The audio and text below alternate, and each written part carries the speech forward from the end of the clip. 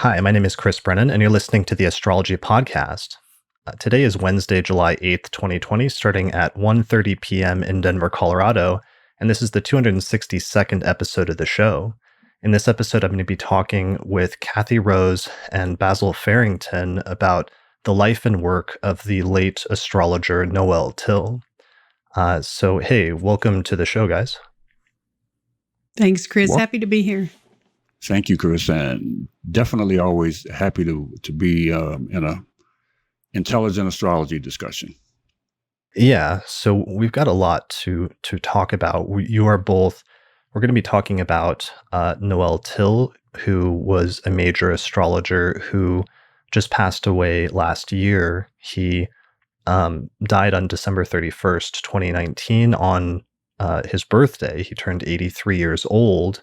And he was one of the most prolific astrologers of the late 20th and early 21st century.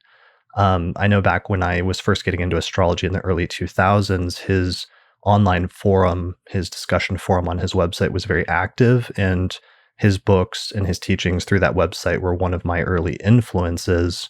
I almost did an interview with him last October that another astrologer, Matthew Ouimet, was trying to arrange and set up, but it didn't end up coming through. And then Noel passed away just a few months later, so I always regretted not having gotten that interview. So I wanted to sort of make amends for that today by doing this interview with two of his main students who continue to teach and promote his methods, which are Basil and Kathy. So I wanted to start first by just introducing each of you to my audience and maybe just briefly touching on what your background is and your connection is with Noel in general. So Basil, you connected with Noel way back in like the mid 1970s, right? Yeah, as the story goes, which is that I love telling. I'm a musician, professional musician, been professional musician since I was 17 or so. And born and raised in Philadelphia. The group that I was working in a band, jazz band, and we had a rehearsal. I had to leave Philadelphia and get up to New York in time. I had an option whether I wanted to get there an hour late or an hour early. So obviously we're going to get there an hour early. I had been reading about a place called the New York Astrology Center, which was Fifth Avenue, Midtown in the 40s or something like that. I figure I'll get up there an hour early and I'll go to the New York Astrology Center and maybe walk out with a bag full of great astrology books. So I walk in and I walk over to the books and I see what I saw was books by Noel Tyl, right?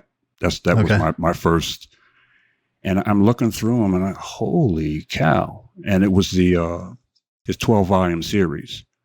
So that day I walked out with the 12-volume series, all 12 volumes, and started reading them obsessively. Mm-hmm. And I made it a point that, I got to meet this guy. I got to see how he does what he does. So I wasn't able to get to him until the next year. What I did was I wrote to Llewellyn and I said I wanted a consultation with Noel Tyl. So they arranged it. And I never forget when I called him, I said, "Hello, my name is Basil Fearrington. I'm calling for Noel Tyl." And he said, "My name is Noel Tyl." So I'm like, mad embarrassed. Right. I messed up already.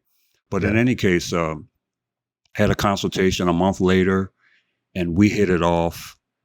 And he sort of left the door open for me to ask questions. I would either call him or send mail. There was no Wi-Fi or anything like that back then. And for years, that's what I did. If I saw something in a book that I had a question about, I would call him or write to him. He would get back to me. And then things started to fast forward in the 90s when I got I started to get articles published and so forth. And he allowed me to be part of two of his Llewellyn books that were series books that had lots of astrologers in them. One of them, he had me write the introduction to. It was the first time that anybody ever wrote an introduction to a Noel Tyl book. So I was really, really honored that he believed in me that much. So that was my start with Noel. And of course, in 1998, he asked me to relocate to South Africa, and I taught the Tyl method in Johannesburg for a year. Right. And you authored The New Way to Learn Astrology, which was supposed to be like an introductory text to his methods and his approach. That book, we were sitting out on top of sort of like a mountain resort area, and he said, "Well, Basil, we'll have to have a discussion here about this book you're going to write for our students." This book I'm going to write? Yes, you're going to write a book. I'll watch over it for you, but you're going to write it, and Llewellyn will accept it. It's done. Do it. So amazing. I did. Nice. Wow. And I was just rereading that last night. It's actually a really great introduction. I want to circle back and actually ask you more questions about that later, but I think that sets up pretty well that you had that connection with him since the 1970s, and then you wrote the introduction to one of his books and collaborated and then wrote that book explicating some of his methods. Mm-hmm. So Kathy, what is your background in astrology, and when did you first start collaborating with Noel? Well, I actually started studying astrology when I was 8, so very young. And in a way, I sort of just remembered it, which if you're not a spiritual person or open to that may sound pretty crazy, but that's how it was. So I started reading books, 8, 9 years old, following kids around at school, profiling them and taking notes astrologically. And I continued studying and then started my private practice professionally, earning my entire living in Denver at 24, and have done that ever since, earned my living from astrology. And when I started having babies in 91, I had 2 children, and I decided being a mom was incredibly important. My career was going great guns at that point in the late 80s and early 90s. I was booked solid, and I was really happy. I was doing really well. But as a lot of women do when they make a decision to have children, you put part of your career in the background. So for a while there, I put it slightly in the background. Then we moved to Virginia Beach. I still had not met Noel at that point, had not ever even read a book, had not ever had an astrology teacher, mostly self-taught. Okay. So when we moved to Virginia Beach in 2000, it was the first trip I ever made away from my children. I went back to Astro 2000, and I met Basil there. He doesn't remember it, but I met him. And I remember I had solar arc. Yeah, I cornered you. I just about took you by the collar asking you these intense questions. You looked panicked and ran. Because I had solar arc Mercury on my midheaven. And I said, why isn't my career going great guns? Well, one of the Tyl theories that is so absolutely right is when a woman steps into motherhood and steps out of career a bit, the horoscope doesn't respond in the same way, which was true for me. I was still very committed to being a mother first, career second, but very conflicted about it because I enjoyed my career so much. So I still hadn't met Noel then. I attended one of his lectures, came back to Virginia Beach, and in 2005 decided to contact him, went to his forum, started looking at the vocational profiling, and decided I was going to try him out as a teacher. And the way I did that was I called him and said, I want to schedule you to Virginia Beach and I want to organize a seminar and I'll bring the participants. You show up and teach. And he said, fine. We did that in October of 2005. And then December of 2005, I was signed up for his course, went to my first student seminar that he hosted yearly in January of 2006. And then it just went from there. Shortly after that, I talked him into doing the DVDs, and then he made me his teaching assistant, and that's where it went. Right. So your husband does like video production, and you you talked and you tried actually for like a year or two to talk Noel into filming a series for his master course to get some of his methods on tape using like high quality video and audio production. And eventually you did it. And that took a series of like 3 trips? It took 3 trips having him out here to Virginia Beach. We had great fun spending time with him in our home. And it did take me 2 years. Good thing I'm persistent because he kept saying no. And I just kept hammering away until I got my way. And he was wonderful. He's such a great performer. All we had to do literally was turn on the camera and shoot. And we had great fun. Great fun. And we've sold the DVDs all over the world. It's like inviting Noel into your living room. So it's a good thing. Brilliant. All right. Mhm. Well, I think that's a great starting point then in terms of both of your connections and perspective with him.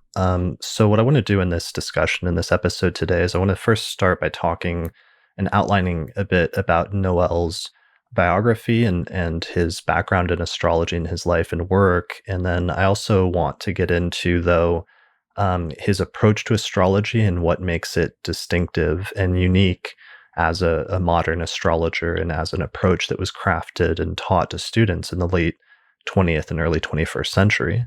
Does that sound like a plan to you guys? Perfect. Sounds good. Cool. All right. So, I want to start first with Noel's birth data. So he was born on December 31st, 1936 at 3:57 p.m. Eastern Standard Time in Westchester, Pennsylvania. And I want to put up a copy of his chart. What was Noel's preferred system of house division? He was a Placidian. Placidus guy. Placidus. Okay. So here, let me just share, and this is using my own layout, but hopefully it'll suffice for our purposes for the most part. So he had 0 degrees of Cancer rising on the ascendant, or that's what that time gives. And I don't know if that's from his birth certificate or if it was rectified, but obviously there would be a little bit of a question initially if an astrologer just first glanced at this chart about whether the native had 29 Gemini rising or whether they had 0 Cancer rising. But there's probably pretty good reason to believe that he had Cancer rising, I believe, right? Absolutely. And why is that? He would cry at if a TV commercial had emotion in it, he would cry. Mhm. He would express emotion, heartfelt at you name it. He is a very, very emotional guy. Now, of course, it would be when you hear him speak, it would be easy to start thinking in terms of Gemini communications and all of that stuff. But there's no question when you get to know him, there's no question about the Cancer ascendant. Well, and the other thing is he treated the students like a family. And that's why there are so many students, so many people have taken his course who have such incredible loyalty to him because we became a family, and that's the Cancer rising. And Basil, are you thinking what I'm thinking when you look at this chart? That Noel would not be pleased that midheaven is not Absolutely. at crosshairs with the with the ascendant. He was really big for, the crosshairs of the angles. Yeah, midheaven at noon and Yeah. all of the houses appearing equal. Yeah. Okay. Yeah, sorry about Just- that. I'm usually it's a just a whole sign point. house guy, so this is just set up Mhm. using the default, but I switched it to Placidus, so it's not showing Mhm. the degrees of the angles. Mhm. The other thing, obviously, about his ascendant, though, is that if it's Cancer rising, then the ruler of the ascendant is the moon, which is Yes. placed at 27 degrees of Leo. Not Astrologer's too degree. far. Astrologers, okay, and not too far from the fixed star Regulus. But that's one of the things that stands out to me is that when you see this guy or when you meet this guy, he has this voice, this very deep baritone voice, and he was a big guy, right? He was like 6'9" or 11. something, or 11. 6'7", 6'11". Yeah. Wow. Okay. So he was very sort of a tall and imposing figure, not just physically, but also in terms of his voice, which everybody always attempts to imitate, but it's very hard to like do a good imitation of a Noel Tyl voice because it's just so deep and sort of commanding. Yes, his moon in Leo in that position afforded him incredible authority and command whenever he wanted it, wherever he was. Yes. And here's a picture of him just really quick for people watching the video version. I think this is his old headshot that you sent me, Kathy, that's on the back of many of his books. His favorite picture of forever. Okay. Um, and then just back to the chart, just to read off some of the positions for those that are just listening to the audio version of this episode. So he has 0 Cancer rising. The moon is at 27 Leo. He had the sun and Jupiter and Mercury in Capricorn, Venus in Aquarius, Saturn in Pisces at 17 degrees of Pisces, opposite to Neptune at 18 degrees of Virgo. Mars was at 27 Libra. Uranus was at 5 degrees of Taurus. He had Pluto at 28 Cancer, opposite to Mercury at 29 Capricorn. And the nodes were at 24 degrees of Sagittarius is the north node, and 24 Gemini is the south node. And then finally, I guess the degree of his midheaven looks like it's at about 7-ish degrees of Pisces. Yes, 702. Okay. Can I jump in and say something right here real quick? Sure. Last night, I did a Zoom class for a lot of the Tyl students, and it was entitled All Things Venus. And I used Noel's chart as an example in that because he has Venus opposing his moon. And, when Venus is so strong like that, many times there is great charm. There's great magnetism. So in addition to his moon being in Leo in the 3rd house, ruling the ascendant, Venus just brought about such great magnetism and charm, and he would smile and light up the room, and he could get sometimes anything he wanted when he would do that because Venus would light up. So it was on my mind. I just talked about it last night in that class. Brilliant. Mm-hmm. So let's talk a little bit about his life. So early in his life, he excelled academically and athletically, and he ended up being accepted to, and he ended up going to Harvard. So he did well enough in school that he went to a prestigious university. There he got really interested in and developed his first career as an opera singer, which lasted for something like 20 years of his life, right? Right. Okay. And I guess he did a bass baritone. He was a bass baritone opera singer in the 60s and 70s, and he traveled all over the world singing at different opera houses. He lived in Germany, and he was a specialist in the works of Wagner. He was Wotan, king of the gods. Yeah. Okay. And so I might try, I can't do it right now, but I might play a little clip just so you can hear his voice and him introducing himself, like at some of the videos that you recorded with him, Kathy, just to give you some idea of how deep his voice was, because as an opera singer, you have to be able to fill up the entire auditorium and have it so people in the very back of it can hear you just through the power of your own voice. And that was something that he could do. Absolutely. Easily. The profession is large enough to encompass different fields. There's the field of research, for example, and I'm not a good researcher. Then there's the field of analysis, and I believe I am a strong artist analyst. So he's an opera singer. He's doing that for like 20 years, very early in his life. And then sometime during that, I think he did meet his wife relatively early on, right? Is the very first one? Yeah. Okay. There were 3. I never met the first one. I don't even know her first name. The second one was Holly Richter, and of course, she passed away some years ago. Okay. Yeah, I was a little unclear about that, and that was one part I was having trouble with the biography. But I did figure out that he became aware of astrology sometime after college at the age of 28, which would have been during his Saturn return approximately, right? That's something that I can't, I don't know. I'm not sure about the age of the beginning.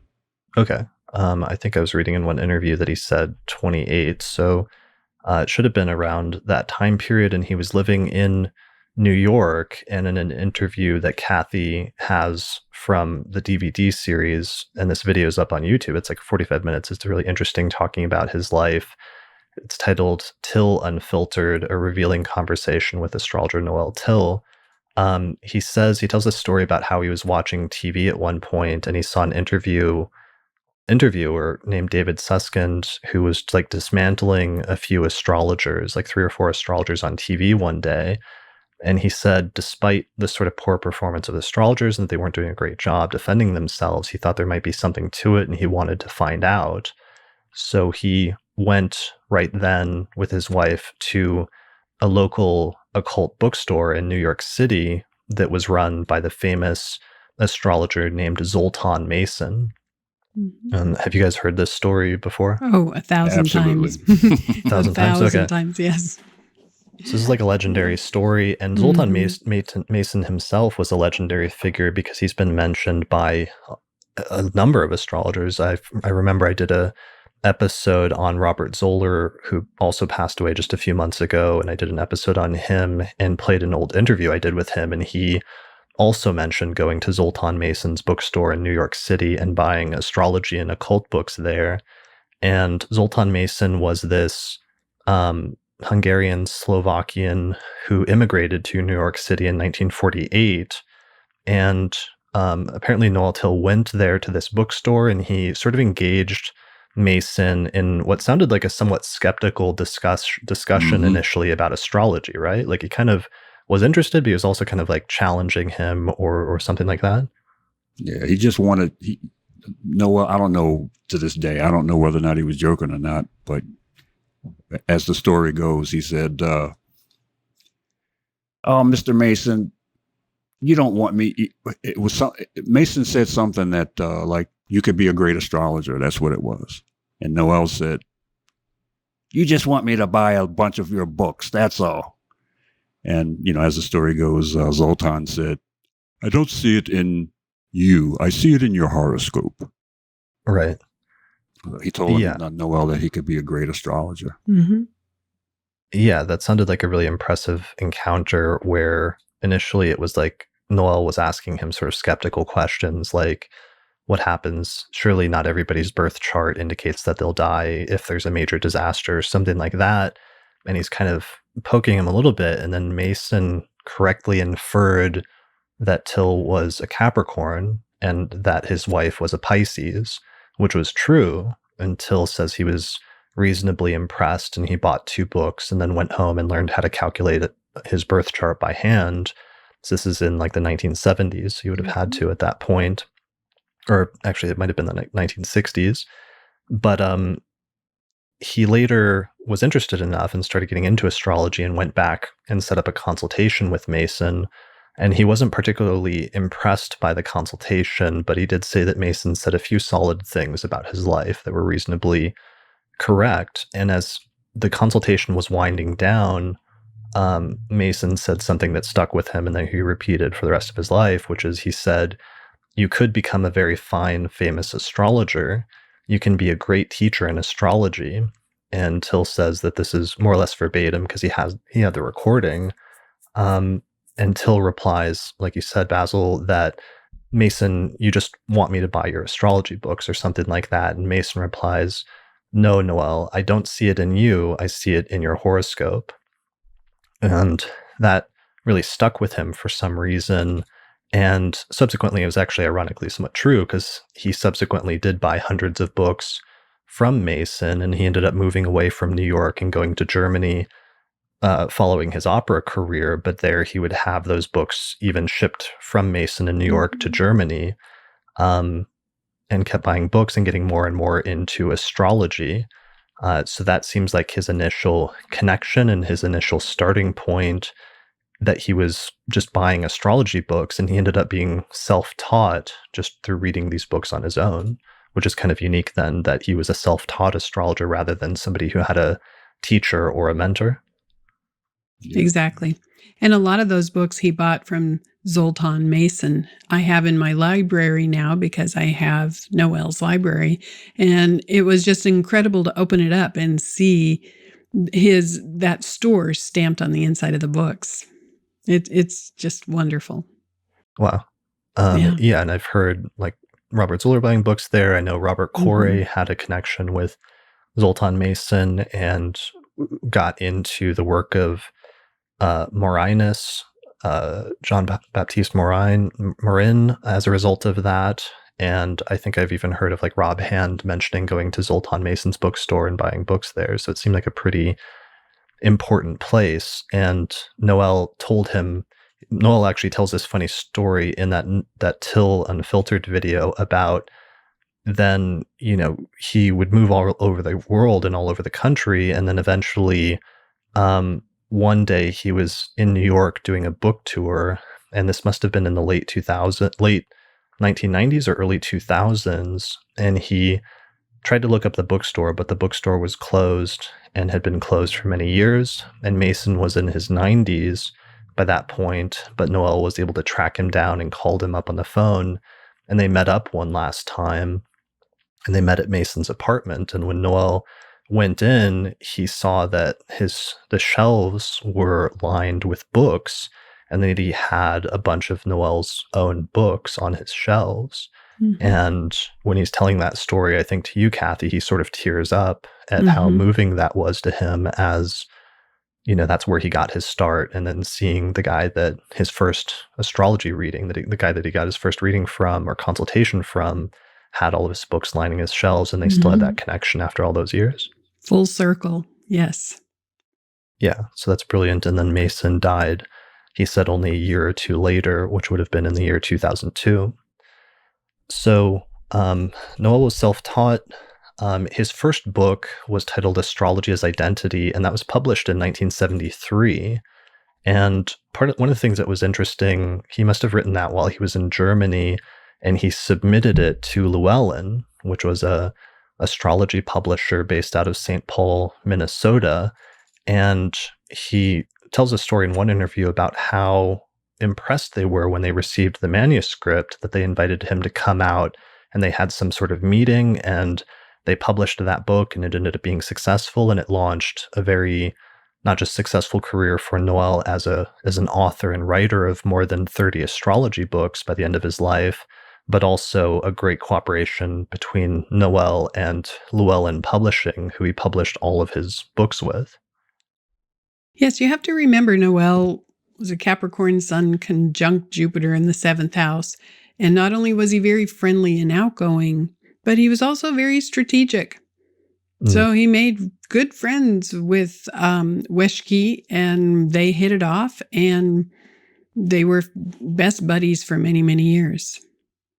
Yeah, it sounds like he ended up moving to St. Paul, and he lived next to the owner of Llewellyn Publishing at that point, who was Carl Llewellyn Weschke. And I have this quote so Noel ended up publishing 30 books in his life, lived in St. Paul, and had like a connection at one point with Carl Llewellyn Weschke. And I have a quote from him that says, "Noel can write a book in a couple of months or so." And some of his books were written really fast. Like he would just take it all, what was in his mind, and put it in paper very, very quickly, evidently. Absolutely.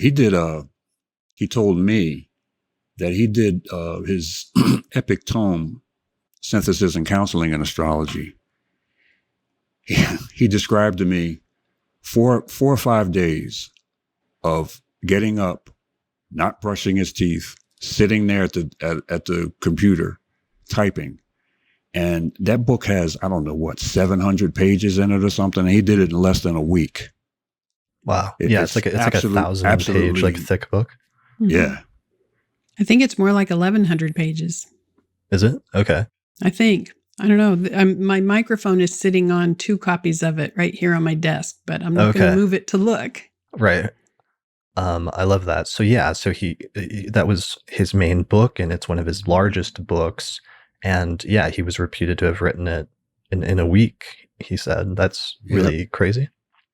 And his course was modeled after Synthesis and Counseling. And he wrote the course up real fast. I remember he called me one day and told me he had an idea about creating a course. And then like a week later, it was done. Boy. Okay. So he had initiative and he got stuff done. And his first series that he started with Llewellyn back in the 1970s was the Principles and Practice of Astrology, which was 12 volumes. And that was that was his first set. And that's the one that you said that you walked out with when you first came across his work, right?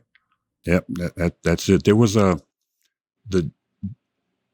volume that I went to initially was volume 5, which was the first time that I ever saw any deep psychological references to anything in astrology.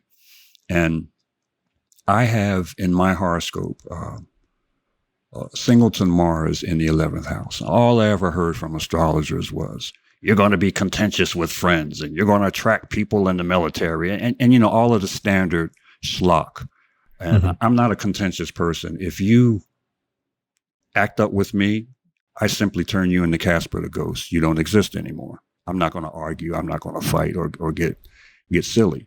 He had an explanation in that book for the 11th house. And for the first time, at that point, I had been reading books for 7 years or so. For the first time, like, wow, now that makes sense. And then I started looking at all the other horoscopes that had 11th house emphasized. And for the first time, I could make sense of stuff when I couldn't make sense of friends, hopes, and wishes. Like somebody has Saturn in the 11th house. What's it have to do with hopes and wishes? I never understood it. But after reading reading that little bit in that chapter, I said, oh man, this is brilliant. And that's where I got the whole series. You bring up a good point, Basil, because that 11th house orientation that he came forward, that theory that he proposed changed my life too. So he focused on the 5th house being love given, the ability to express love, and the 11th house about lovability and your ability to receive love. So his theory was if the 11th house ruler was under high developmental tension, or if a planet in the 11th house was under high developmental tension, then there were perhaps the suggestions of lovability issues, needing to work on that as your life purpose. And that was revolutionary and absolutely crystal clear, changed the direction of my astrology. That one point right there. Yep. It's amazing. Brilliant. So part of it, and this will start getting us into the next section about his approach, but it's probably fine if we go there at this point. But it seemed like part of his focus was a move towards humanistic astrology. And he was motivated by an interest in psychology, especially developmental psychology, as well as a desire to modernize astrology. And part of his background from Harvard was being influenced by psychological need theory that was taught by a professor named Henry Murray.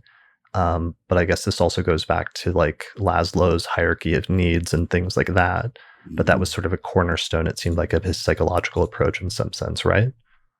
Absolutely. It was definitely that need theory changed it. It was another major thing that changed everything for me because, when you start and you read the books that are available, it's mostly cookbooks, and it ends up being the few astrologers that I saw before I met Noel, it was all look at the horoscope and your sun is in the 7th house. And that means this. Your sun is squared by Saturn. And that means this. And it's an astrology lesson. It's not a discussion about your life. When he came along, just adding that one word, need, Mercury in Cancer. No, you don't think emotionally. You need to think in terms of emotional security. That changes everything. And you're not confining a person's life to what you think you know about astrology. And that happens all too often that, somebody who's been studying astrology books for 2 or 3 years will read something in a book. And then every time they see that in the horoscope, they just automatically anoint that person with whatever that meaning is. And it just doesn't work because 100 people with the exact same horoscopes are not going to be the same person. One could have been a farmer in New Zealand. The other one could have been born to Brad Pitt and Angelina Jolie or, whatever the case may be. But The idea that he came up with is that you have to apply the horoscope to the life of the person living it and not the other way around. Yes, and he also said our job as astrologers is not to describe personality. Our job as astrologers, good astrology, is helping them understand how they need fulfillment and how they can resolve tension in their chart, how they can evolve and grow to become the best version of their chart. So this tendency to sit a client down and describe personality to them didn't fit the model that he taught. Okay. And so that was probably then tied in with this other thing, which is that it seemed like the most important thing for him was having a meaningful consultation or a meaningful conversation with the client, and so that the consultation would change their life.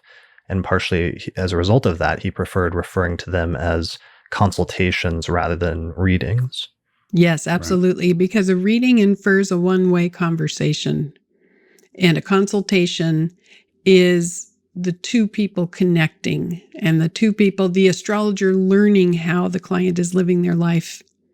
Yeah, it's a big, big difference. Yeah, that's something I didn't realize until last night, that I had internalized from his teachings in the early 2000s and have for the past 20 years, that I never recognized until last night where I got that from, in also preferring to refer to them as consultations instead of readings. Mm-hmm. Hey, Chris, let me interrupt you with a short story for a second. Sure. When we were in South Africa, there was the equivalent of the Tonight Show, and Noel was asked to be on that show. Of course, I was asked to be there. We were rolling out the program and all that stuff. So as a result of that show, I got a lot of things going on. And the first client that I had down there was a Black African. I say Black African because when people say Africa, you think everybody's Black, but it's not true. And South Africa has more white people than anything else. Mm. First client was a Black African. Now understand, this guy was raised in apartheid. You're not allowed to learn how to read, or, it's apartheid. And he was working in a convenience store, pumping gas and so forth. So he approached me at the TV station and said he wanted to talk to me about his horoscope. And when he gave me the data, I knew from the date that it was the same as Bill Clinton. But then when I did the chart was as identical as could be based on the differences in the latitude and longitude. Wow. This guy had one planet in a house that Bill didn't have, but otherwise it was pretty much the same horoscope. Mm-hmm. And I use this as an example of, like, what was I going to, if I had this guy and Bill Clinton sitting in front of me, I'm going to say the same things to both of them? This one guy came up in apartheid with nothing. He just had no shot at doing anything. And these are the kinds of things that you have to look at first as an astrologer. If you just assume that this person is going to be what you read in a book, you can get egg on your face. Mm-hmm. That's a great example. Yeah, so that's something Noel emphasized a lot, that the social and economic and cultural and other contexts of the person's life matter, and you have to take that into account when delineating a chart, because you can have two people born in completely different contexts or different family upbringings, and they're going to respond to that chart or grow into it in ways that can be radically different.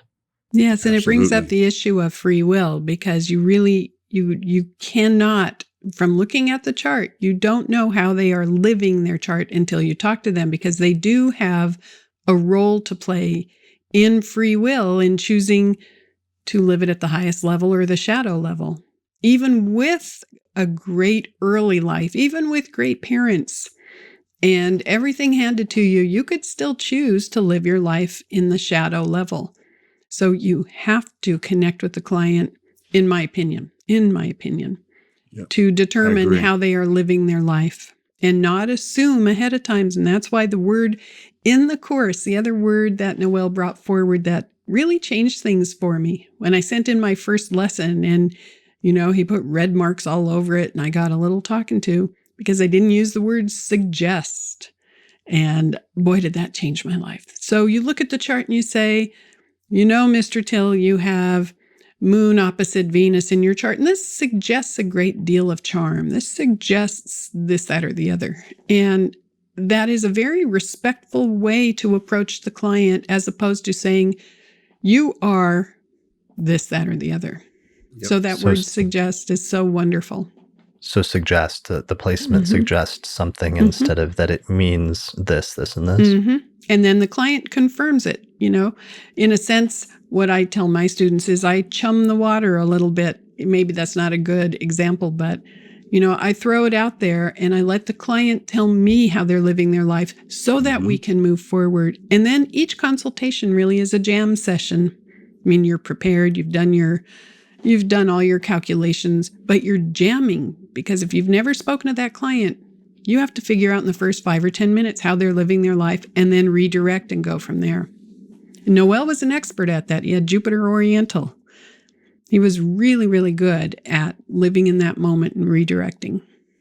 So it sounds like two of the things we're coming up with already here that sound important. One is he seemed very sensitive to language and the meaning of certain words, especially when used in, let's say, consulting setting, and how that's going to come off to a client that may not know anything about astrology, and the subtle difference between one word that you might use versus another. And maybe that had some background, perhaps. I think he did a PR firm or something at one point before he became an astrologer. Is that true? He had already been an astrologer when he had the PR firm. It was in McLean, Virginia. I was actually there. He had a staff of about, 7 people or something like that. And he had written at the time his only self-published book, Holistic Astrology. And I remember him telling me that at that point, and I can't remember what year it was, I remember him saying that he thought that his career in astrology might be done because there was nothing else to say after this book, Holistic Astrology. And so he had set up the PR firm and everything, and that's what he was going to do. But destiny had other plans. Exactly. So, and that was a self-published, that was the only book he self-published, and then he must have gone back to Llewellyn? Yeah. Okay. Yep.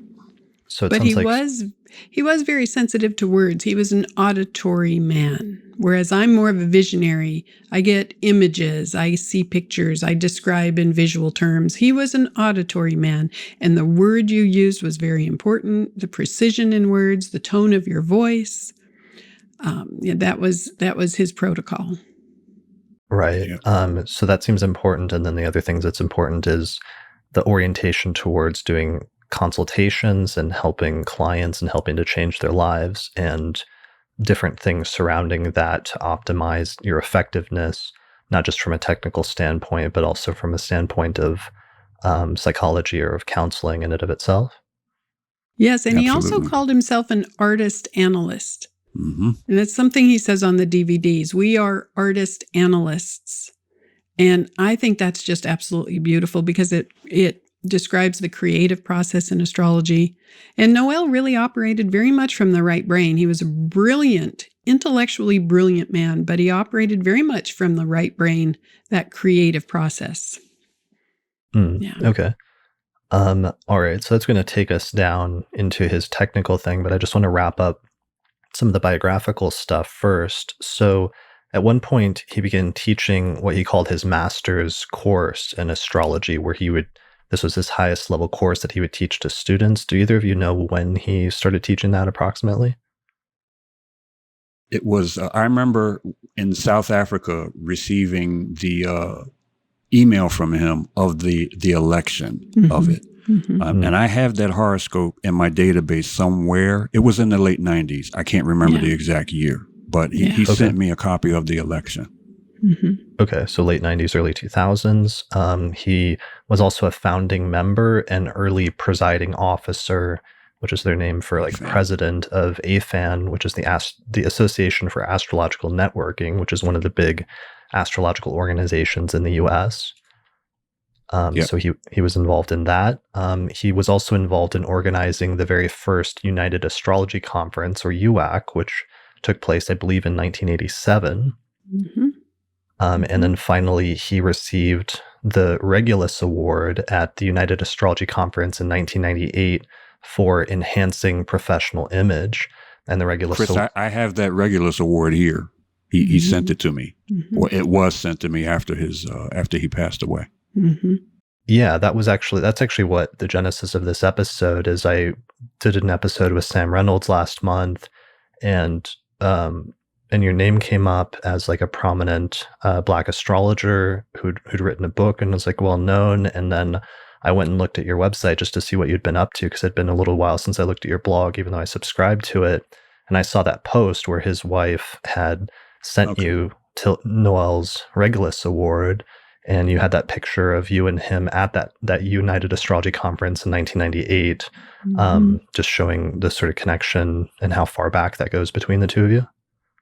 Yeah, and I'll tell you, I knew it was coming, the Regulus Award, but the day I received it, and I opened it, the rush of emotions was intense. Yeah. I can't even talk about it now. Yeah. Yeah. And I'm sure that must have been also a highlight of his career for most astrologers I talk to, that win or receive a Regulus Award. That's a really big deal for them because it's recognition. It's the highest award that, at least in like the U.S. astrological community, that astrologers can offer, because that's when all of the major astrological organizations pool their resources to host one big mega conference. And when you receive an award like that, it really is, your peers recognizing you in some major way as a leader in the community. Especially for what he received it for, which was basically the idea of being the person who presented astrology most as a business, instead of projecting the image of somebody sitting in a half-darkened room with incense burning and a crystal ball and that kind of thing, which is unfortunately still what the great majority of the world thinks about those kinds of things, when the word astrologer comes up. So he was very, very proud of that. And I remember when he came back, he said, Basil, you keep going, you'll get one day. Turned out to be, I got his.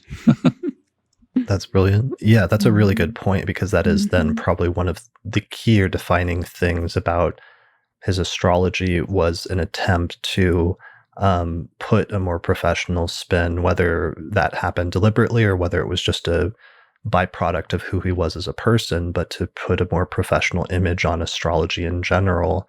And so you're right that receiving the award from the community for enhancing professional image is probably actually pretty meaningful. Mm-hmm. Absolutely. Mm-hmm.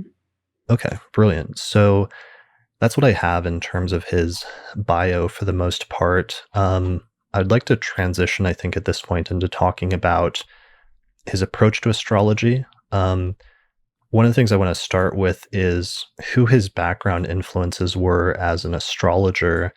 And I did establish, so he wrote at least like 30 books. Like I've seen another report saying 40. Like I haven't seen a like master list yet, so I don't know what the correct amount is, but it's definitely 30 or more books during the course of his lifetime, including one cookbook, which was kind of a funny aside. Yes. He also liked to cook, and that was a thing for him as well, right?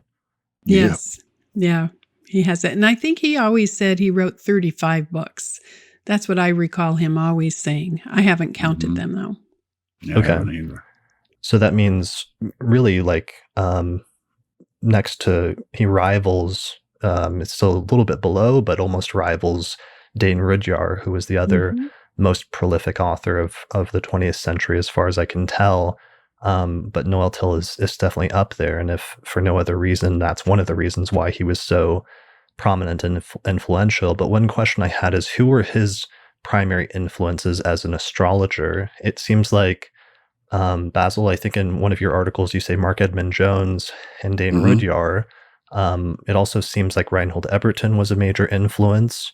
And then Alan Leo, Kathy, you said that may have been a major influence for him as well. Yes, when I got his library, when I received the books that he had in his library, and I've been flipping through them, he made notes and underlined and put things in the margin for many of those books. And the one that he underlined the most, or I should say the ones, because it's more than one book, were the Alan Leo books. And I can see where he got his theories, what triggered his thinking. I can see the insight. It's just the most amazing thing to follow this. Now, I do have the Mark Edmund Jones books from his library and also the Rudyard books, but the ones that have the most markings are the Alan Leo. Maybe those were the earlier books. I don't know, but I know it influenced him greatly. Greatly. Okay. And Basil, you think you really emphasized especially Mark Edmund Jones and Dane Rudyard, which is definitely when things started going in a much more like psychological direction, especially with Dane Rudyard and the idea of humanistic astrology. Some of these guys, because Noel got his start in like the 60s and 70s, some of these guys were still alive through the 1980s. I think both Mark Edmund Jones and Rudyard were. So Noel may have actually met them or had some personal connection at some point. He did, definitely with Mark Edmund Jones. He frequently told this story at lectures. He went to visit Mark Jones at his place, and I think it was in the Pacific area of the country, somewhere in the west, maybe northwest. And it was Mark Edmund Jones who said to him that sextiles and trines keep things the way that they are. And it's the hard aspects, the squares, that make things happen. And that was the first time that Noel had heard. He was already thinking that way, but the fact that somebody like Mark Edmund Jones, who was so much more established than him at that time, made that kind of a statement, that cinched it for him. And that's, even if you study with Noel for a month, you know that that's the philosophy, that when you look at a trine, you're not looking at this great thing. And I'll add this little story. I was introduced to astrology when I was 13 years old by my oldest brother. He's 10 years my senior. He was born in that section of the 40s, like 44, 45, 46, when there was a lot of grand trine stuff happening. He has 2 grand trines. And so he used to brag to me, I've got these 2 grand trines and I'm going to be this and I'm going to be that. And you've got Sun square Saturn and you're going to be nothing is basically what it boiled down to. Okay. So guess what? Everything that we had in common, guess who achieved more? Ta-da! You can continue. Right. I think you won in like 1980, like I don't know, I'm spacing out the name. What was the name of the award? Yeah. It was I didn't win it. It was, are you talking about music? What I think you're talking about? Your musical career, you're part of the production team that won like I was part of a production team, and in 1980, we won the Grammy Award for R&B Song of the Year. Stephanie Mills, Never Knew Love Like This Before. Now, this wasn't presented to me directly. There were 2 people who were head of the production company, but production team, but we were Roberta Flack's band. We got 2 hits with Roberta, decided to leave and form this production team. In 1980, it's sort of all culminated. Nice. That's really cool. And that's a whole side thing, is you've had a successful music career in addition to your career as an astrologer. Yeah, probably more success in music because it's more quantifiable, and astrology, I don't know. It's more difficult to, like, who's a great astrologer? The astrologer that has 5,000 clients, or, I mean, how do you, right? How do you tell? Not everybody can write like 30 astrology books or write a 1,000-page book in like a couple weeks or what have you. Yeah. Right. When you're in the trenches dealing with clients every day, it is hard to quantify success. Yeah. Yeah, because as Noel, I guess, would have said, that the success there comes from the impact that you make in an individual client's life through the Yes. Yep. consultation. Yep. Yes, absolutely. The Not the service number that of you likes on. provide. Yep. It's not Yeah. the number of likes on Facebook. Mm-hmm. Right.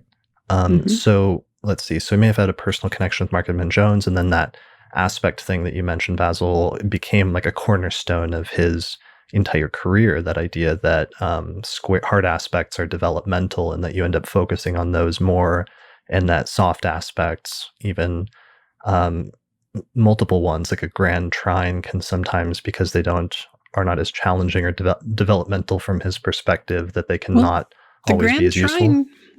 trine can be developmental. Noel proposed the incredible theory that a grand trine is connected to a potential defense mechanism of isolation, self-sufficiency and isolation. And he really rocked the boat. You were there at that time, right, Basil?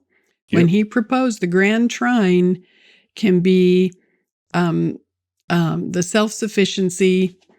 It's like having a castle with three moats, a three-sided moat, and no drawbridge. You can't get in, you can't get out. And in order to get in or out, you have to provide that drawbridge to get out of that behavior, because it just cycles around and around and around. Emotional self-sufficiency for the water grand trine. Motivational grand self-sufficiency for the fire grand trine. Intellectual self-sufficiency for the air grand trine. Yeah. Practical Okay. for Earth. Practical for Earth. It was very revolutionary. He rocked the boat. He took a lot of arrows for that. But on a therapeutic psychological level, wow, it is just brilliant. Yep. Mm-hmm. Okay. So that'll take us into some of his technical stuff and his technical innovations, or areas where he was unique or had unique proposals or insights.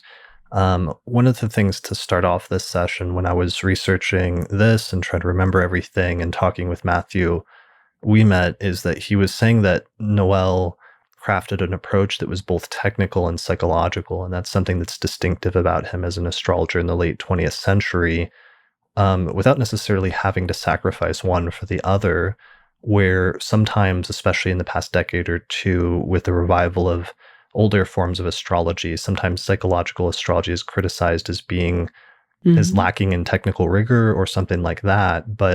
And whereas traditional astrology is perceived as being more event oriented or predictive. However, Noel's approach was actually still highly technical in some ways, and his approach was that psychological is not just character trait focused, but also dealt with maturation and internal evolution. And Noel sort of married both a technical approach as well as a psychological approach.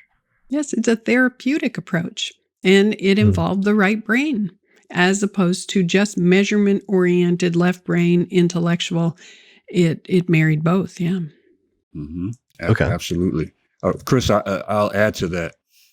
In my life, anytime there's been Saturn anything with my son, it's been like win the lottery, Basil Parade in the middle of downtown Delaware, you name it. I met my wife when transiting Saturn was exactly square my seventh house sun. And I made my audition with Roberta Flack when transiting Saturn was exactly on my sun in August of 1976. But a newbie who reads a book gets digested with all this Saturn stuff, all of this crap, and they associate Saturn and other things only with something that is bad. Good and bad. Yeah. So the whole thing is that you have to look at the life that a person is living first and then apply that to the measurements. If a person's been selling drugs and solar arc Neptune is coming up to the midheaven, that's different than if someone in Thailand who is a Buddhist monk meditating all the time has Neptune coming to the midheaven. You have to look at the life that the person is living, and it's not just a one size fits all endeavor. Mm-hmm. How are they going to use that energy? How are they going to utilize that cycle? They have free will, but also what do they already have currently in motion that will propel that cycle forward, whether it's a solar arc or transit? He emphasized that all the time in his teaching, the wisdom of that. And I thought that was just spectacular.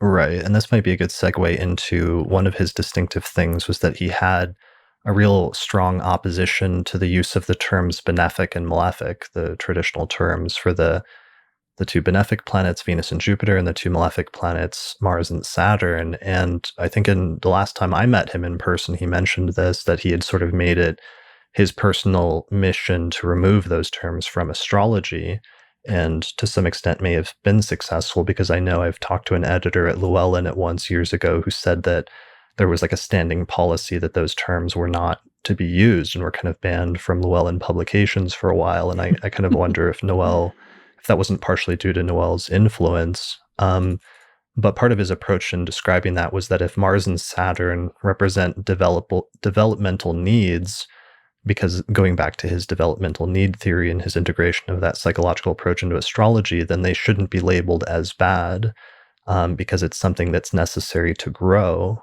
And the idea that force and limitations are fundamentally necessary in life. But that was definitely one of his distinctive takes on astrology, is he really didn't like the terms benefic and malefic, right? Yeah, because it automatically makes you prejudice. You're a brand new astrology person.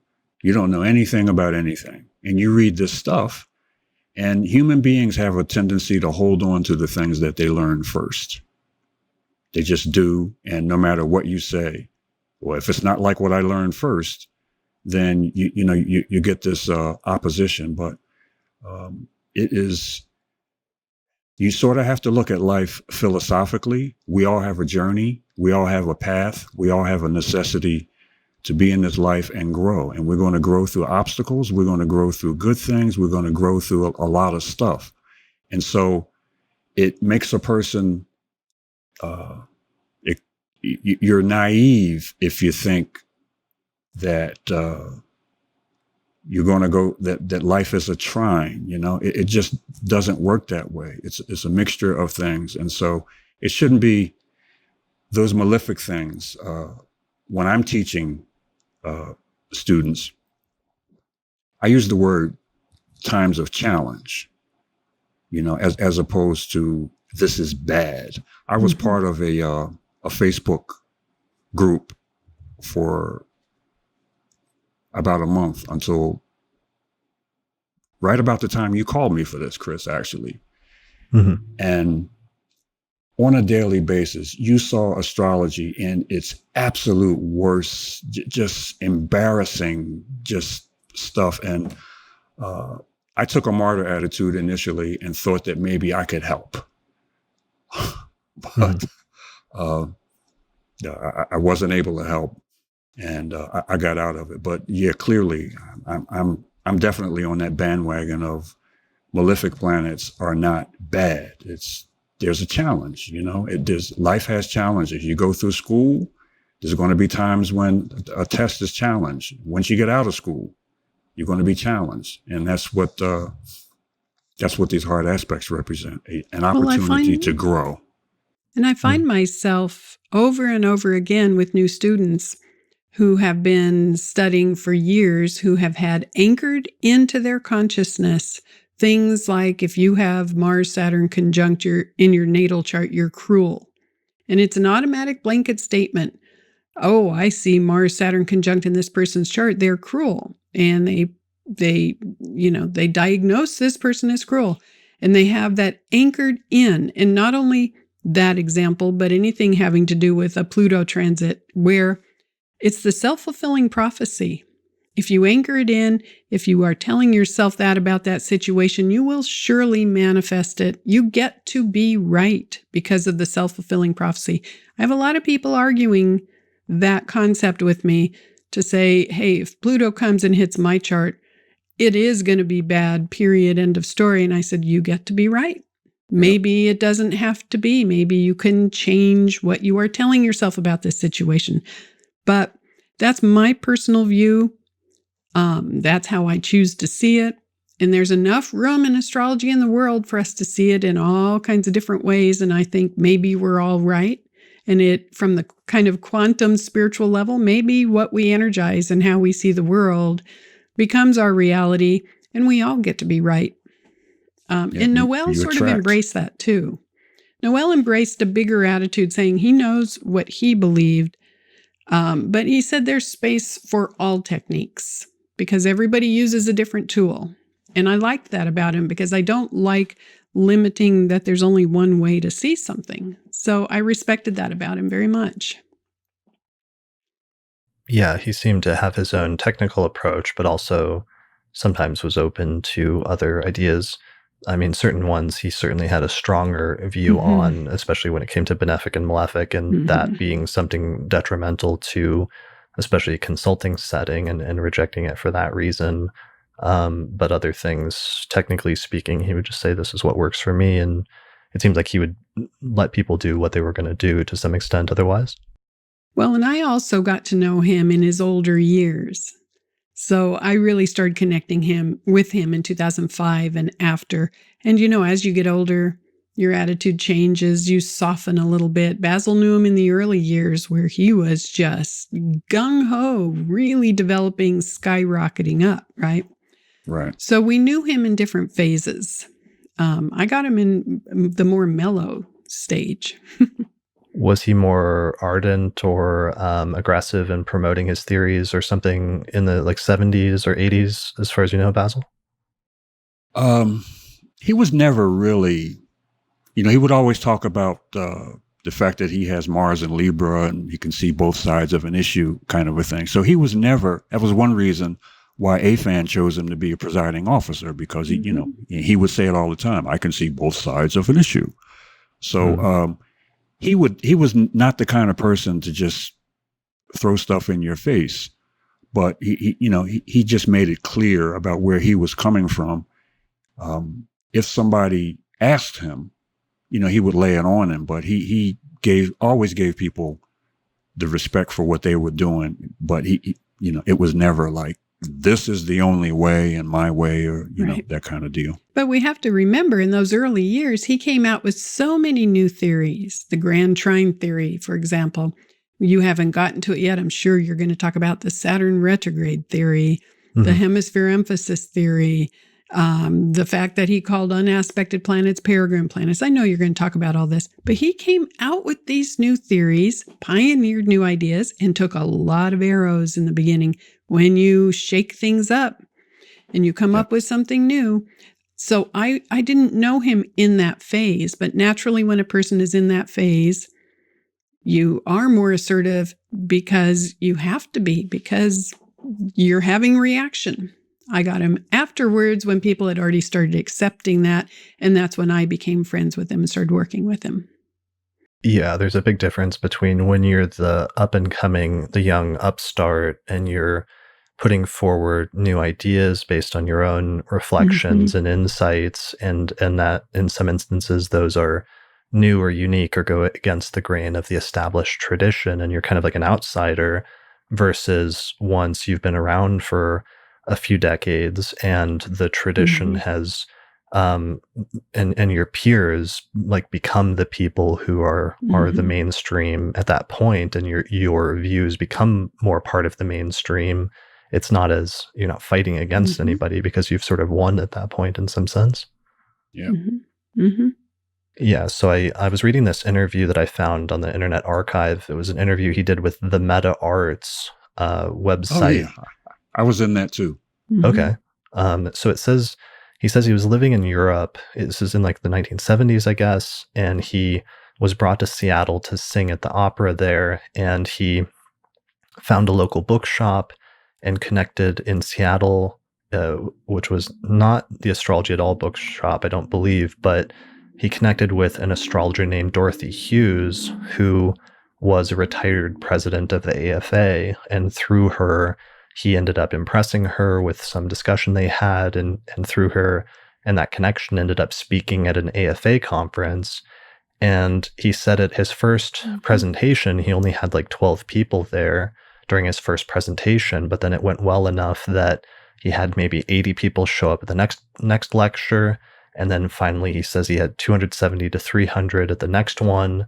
And then eventually he gave another lecture that was just filling up the entire room or something like that. He says it filled the ballroom, and there was 1,200 people there because he gave a lecture on sex and sexuality, which was, he said, like scandalous or something in the 1970s to give a talk on such a topic. So we can see how, some of the things that he might have been doing at that point or addressing might have been edgy, but it was certainly speaking to, or it filled some need that was there in terms of the astrological community at the time. It takes a lot of courage to do that. It takes a lot of courage to be a pioneer and stick to your guns and speak from the heart. And yes, he had a lot of ego. You have to have a lot of ego to do it. He has that gigantic moon, or he had that gigantic moon in Leo. And you have to be able to sustain that without crumbling. Yeah. Right. Yeah. Yeah. So, all right. So let's get into some of the technical stuff that he was unique for. Like we've said, aspects. He had a focus on hard aspects, especially because hard aspects were seen as developmental. Soft aspects were seen as static. I've heard there may have been different stages in his career where he may have used more of a 6-degree orb for hard aspects early on, but maybe may have moved to like a 7-degree orb later on. Is that true, or can either of you confirm that? The lights 7 and the planets 5. Except at the same time, he would say, especially in his later years, that the orbs are a span of consciousness. And so the older he got, then he would say, to him, it wasn't reasonable to have absolute orbs, that in certain occasions you're going to feel in the natal chart, those two planets are reaching out to each other. And if it seems true, if it works, then great. So the older he got, the less he was rigid about orbs. And I'll tell you what, rigidity about orbs is something that I have as my personal bandwagon because I don't find it necessary at all. But so when I knew him, it was 7 degrees. And that's what I use because it seems to work so well for me. Okay. And so that was with the Ptolemaic. He used the Ptolemaic or the major aspects primarily. When it comes to minor aspects, he didn't use the inconjunct because he said that he didn't find that it worked very well in his experience. Had you guys heard that? Mm-hmm. Yeah, did. Go ahead, Kathy. Well, one thing he always said was everybody finds certain techniques that work extremely well for them. And while he said the inconjunct is a great aspect, it wasn't his favorite. It didn't speak to him. He didn't resonate with it. And so he can respect the other aspects, the other techniques, but, we all specialize in something. It sings to us. And we get the same information, whether you're using a different technique or I'm using a different technique. And Basil, you may have more to say on that. That's just what I remember. As well, at a certain point, he talked about how much information do you really need to understand a person's identity? I mean, you think about everybody think about the most complex person that and you know what's wrong with them. It's not going to take you more than 5 minutes, if it takes that long, to talk about what it is that this person does to create problems for themselves. If you go by the astrological alphabet and you use everything that there is to use, you end up with, you can miss the boat. You can miss, the what's really going on with the person's identity if you're using conjunction, semisextile, sextile, semisquare, inconjunct, quintile. I mean, if you just use all of that stuff and you end up with 30 aspects, then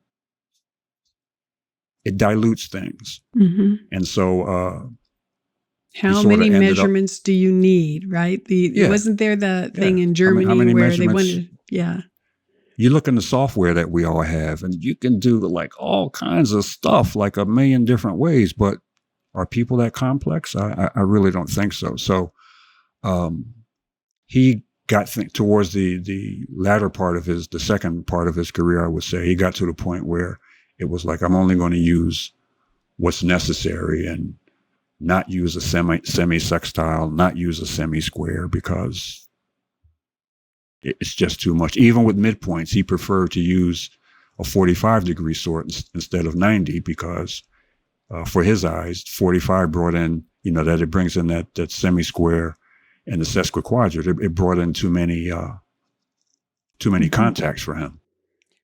Well, and for those Did you of mean to us say that he preferred to use a 90-degree sort instead of 45? Absolutely. Yeah. Okay, got it.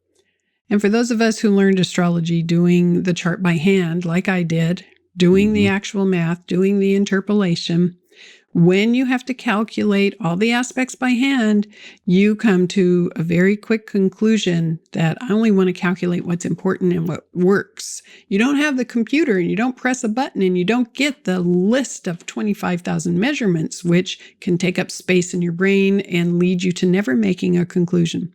And Noel did that too. He started doing the calculations by hand. I did that for years and years by hand.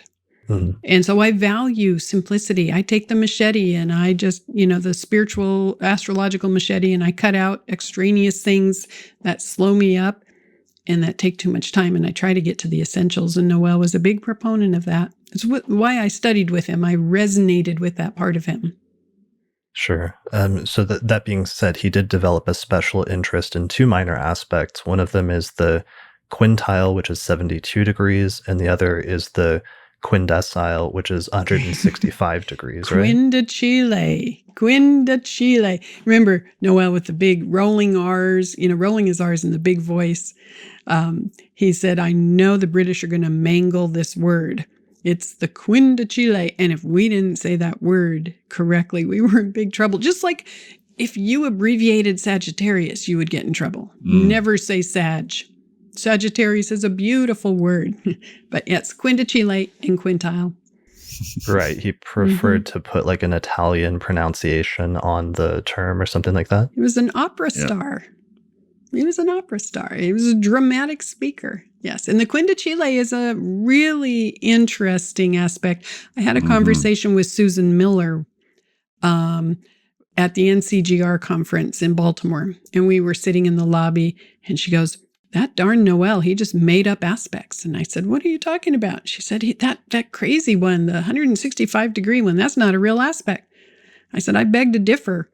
I find it to be quite fascinating. Yeah. And besides, he didn't create it. It was originally from a German astrologer, Thomas Ring. He just rediscovered it. Yes. Okay. Yes. So 165 degrees, and that's like 15 degrees short of an exact opposition. Exactly. And I think the keywords in your book, Basil, were intense focus or obsession, and that's for the quindecile is the keywords for that. Quindecile. It's that field. You can add more words, but that's the essential. Compulsion, obsession, a cause that you just won't stop at until you achieve it. And Kathy can add more.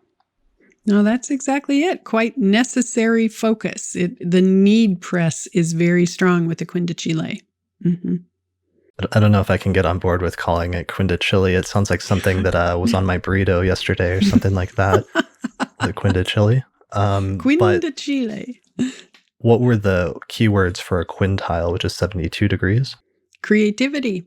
And in vocational profiling, when he got to that stage, and that's when I entered the mix here, when he came out with that midheaven extension process, the quintile became very important because he always said, if you find 3 or more quintiles using fairly tight orbs for these minor aspects, then there is the suggestion that the person needs a creative outlet. He was very proud of that. And in vocational profiling, it really flushes out. It works, in my opinion. It really does. And through the years, me being a musician and all, I had umpteen opportunities to test that out. And I found that you really didn't even need 3 or more. Sometimes if a person has 1, then that's I mean, I have 2 in my horoscope. Sometimes if I've seen, I can't mention the name, but singer who's very, very huge right now, and she has 1 quintile, has never done anything but sing. But for sure, that quintile is a very important aspect for creativity, and he prided his own. Yes, he did. But here's where I want to mention one of the other concepts that Noel drove into us all the time was about themes being echoed and reinforced, that you don't want to ever just look at one tiny measurement and make a pronouncement. Themes are echoed and reinforced over and over. So maybe somebody has 1 quintile, but maybe they have other reinforcing aspects in their own horoscope that suggest major creativity.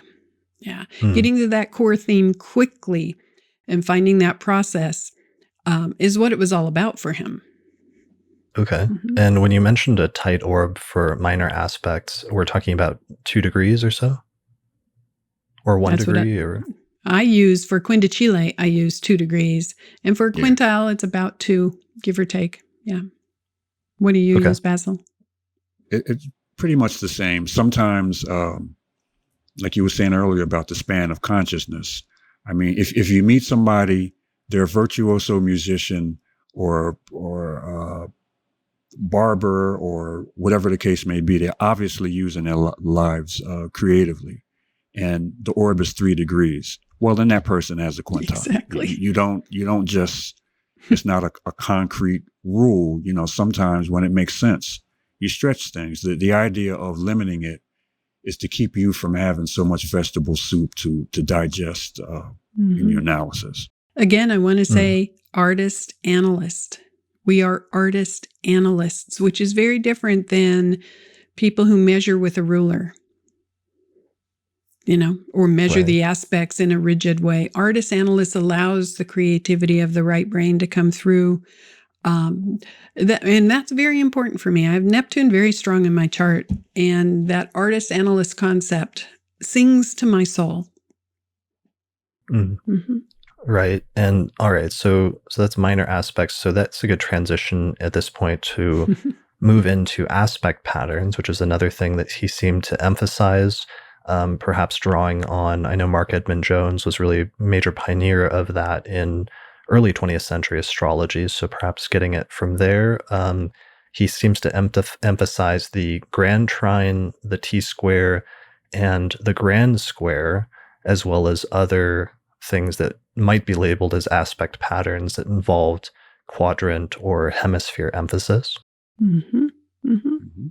Hemisphere emphasis is one of the first steps for quickly and immediately looking at the horoscope and seeing patterns. And he did it differently than most people. He focused on what planets were not retrograde. Where do you find the majority of the planets not retrograde? And that hemisphere or quadrant that is emphasized says so much about the basic orientation. Basil and I both have Western Hemisphere emphasis, right? And so did Noel, that 7th house emphasis. And that is that orientation of being aware of other people, potentially giving yourself away, leaving yourself behind, checking the room, checking the reaction of others. That's that Western Hemisphere emphasis. That's a huge part. That's in lesson 1 of the course, that you pay attention to that hemisphere emphasis. It was innovative and simplified. It's the first thing. It puts everything else in the horoscope is within the context of that first impression. Like you see, and Kathy said, both of us are West. Donald Trump is East. And so when those of us who are Tyl people, when you hear East, you're thinking of a person who's kind of defensive. They're defensive. They're protecting the ego. They are not opening themselves up to others. It's, me, I, me, I, me. So East is having a preponderance of planets on the left side of the chart towards the direction of the ascendant, whereas West is having a preponderance towards the right side of the chart, towards the descendant. Right. Non-retrograde planets. So you ignore the retrograde planets, you go to where the planets are direct. And then he developed in what was it, Basil? The creative astrologer, I believe. He talked about therapy flow, which is, I think, absolutely brilliant. So if you have an intense Western Hemisphere, like I do, where you give yourself away, I volunteer for too much, I offer to help too much, I give and I give and I give and I give until I'm drained, then the therapy flow is to develop the Eastern side, which is boundaries, to protect yourself. And that's true, that theory can be true for all of them. If you have a Southern Hemisphere emphasis up by the midheaven, it's the suggestion of being potentially victimized by circumstances, not having a solid base from which to operate. So the therapy flow goes toward the Northern Hemisphere, which is the fourth house area, which is find a connection and a secure base. And I can go on, but it was revolutionary and quite wise, I thought. Yeah. Okay. And is this a good place to mention his definition of singleton planets?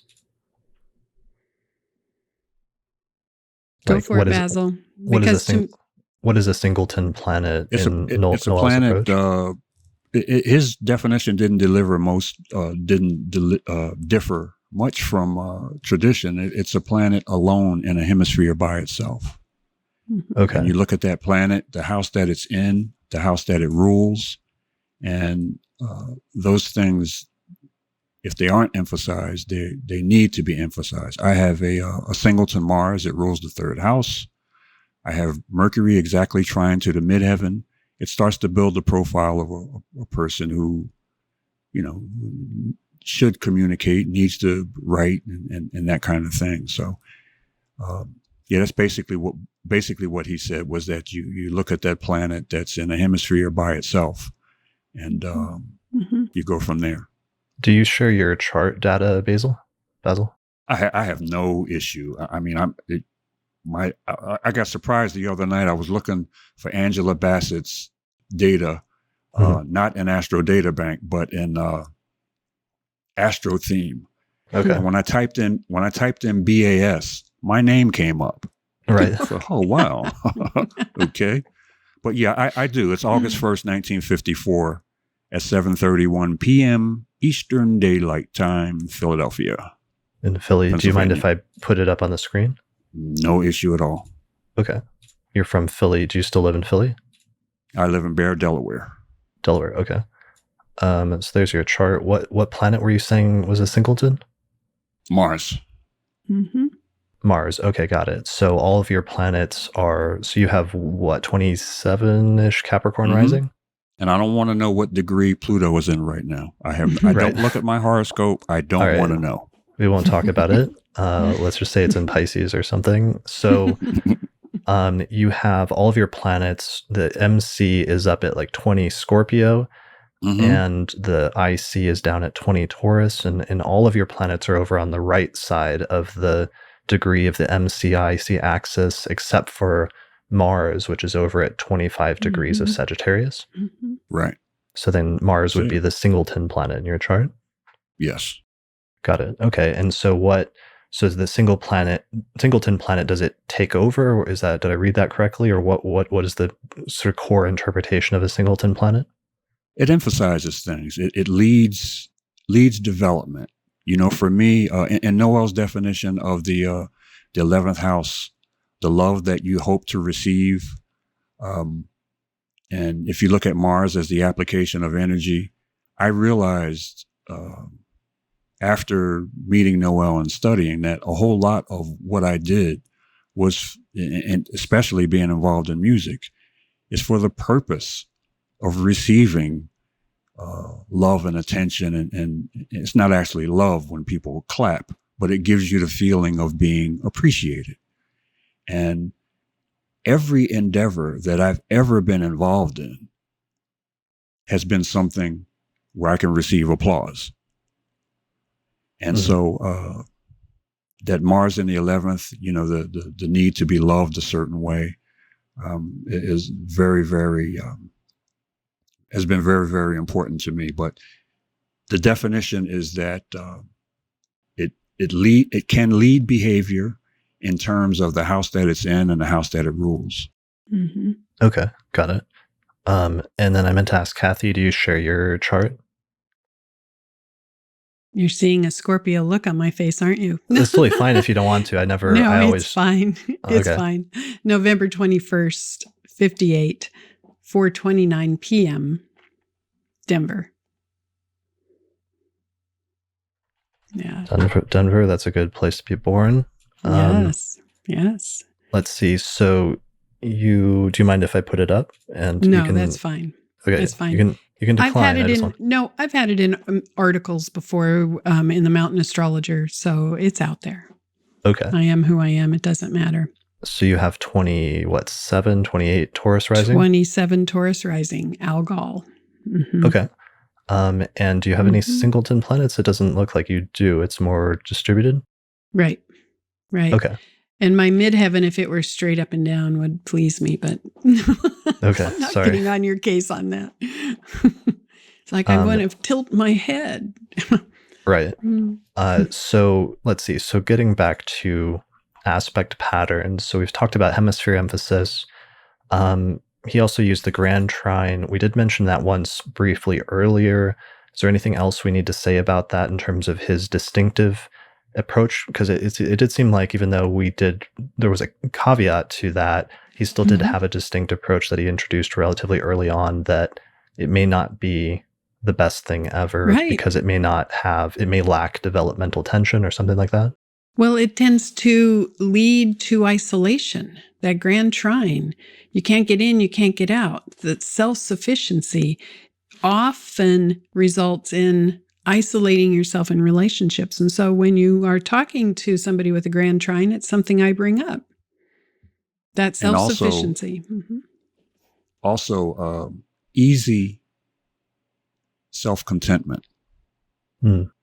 Because you're lacking motivation, you're not really trying as hard, and can be easy to impress yourself with the idea that I'm okay, this is okay. And you don't try because you're satisfied with things the way that they are. Whereas if you have a whole lot of squares,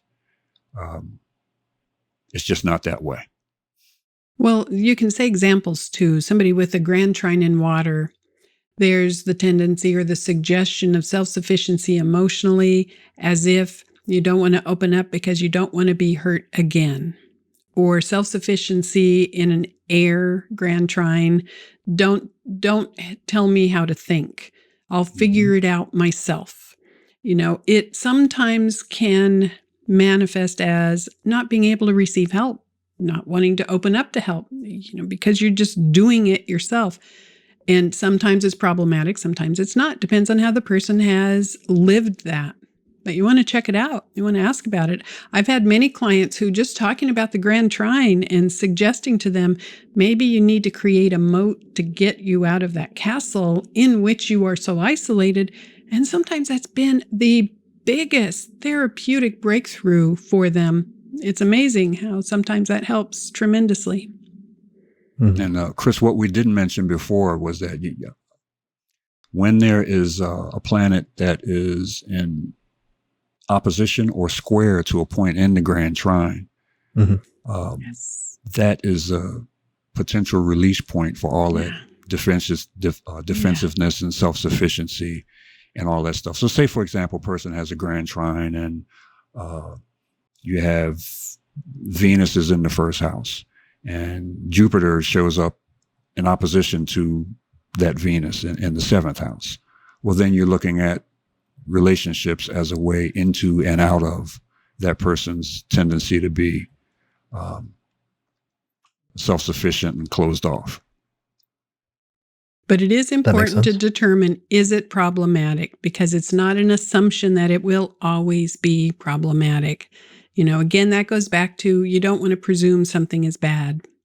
I mean, one of the lectures I'm going to give for ESAR conference, and one of them I gave at my Empowered Astrology conference, was on anxiety signatures in the horoscope and the theories of how you can see anxiety potential. But you don't want to, I was hesitant to teach it because I don't want people going, oh, I see in this person's chart and they have anxiety. They don't want to pronounce or diagnose how somebody is living that chart. Mhm. And the same true for grand trines, so you don't want to automatically assume it is a problem. It is a suggestion of this pattern. Let's check it out. Let's find out how you're living it. Because somebody's going to live their chart very differently when they're 60 than they are when they're 20. And you're going to hope that they've evolved and they've worked on their issues and they've worked some things out. And that's an honorable thing to ask. Bravo. Sure. Mm-hmm.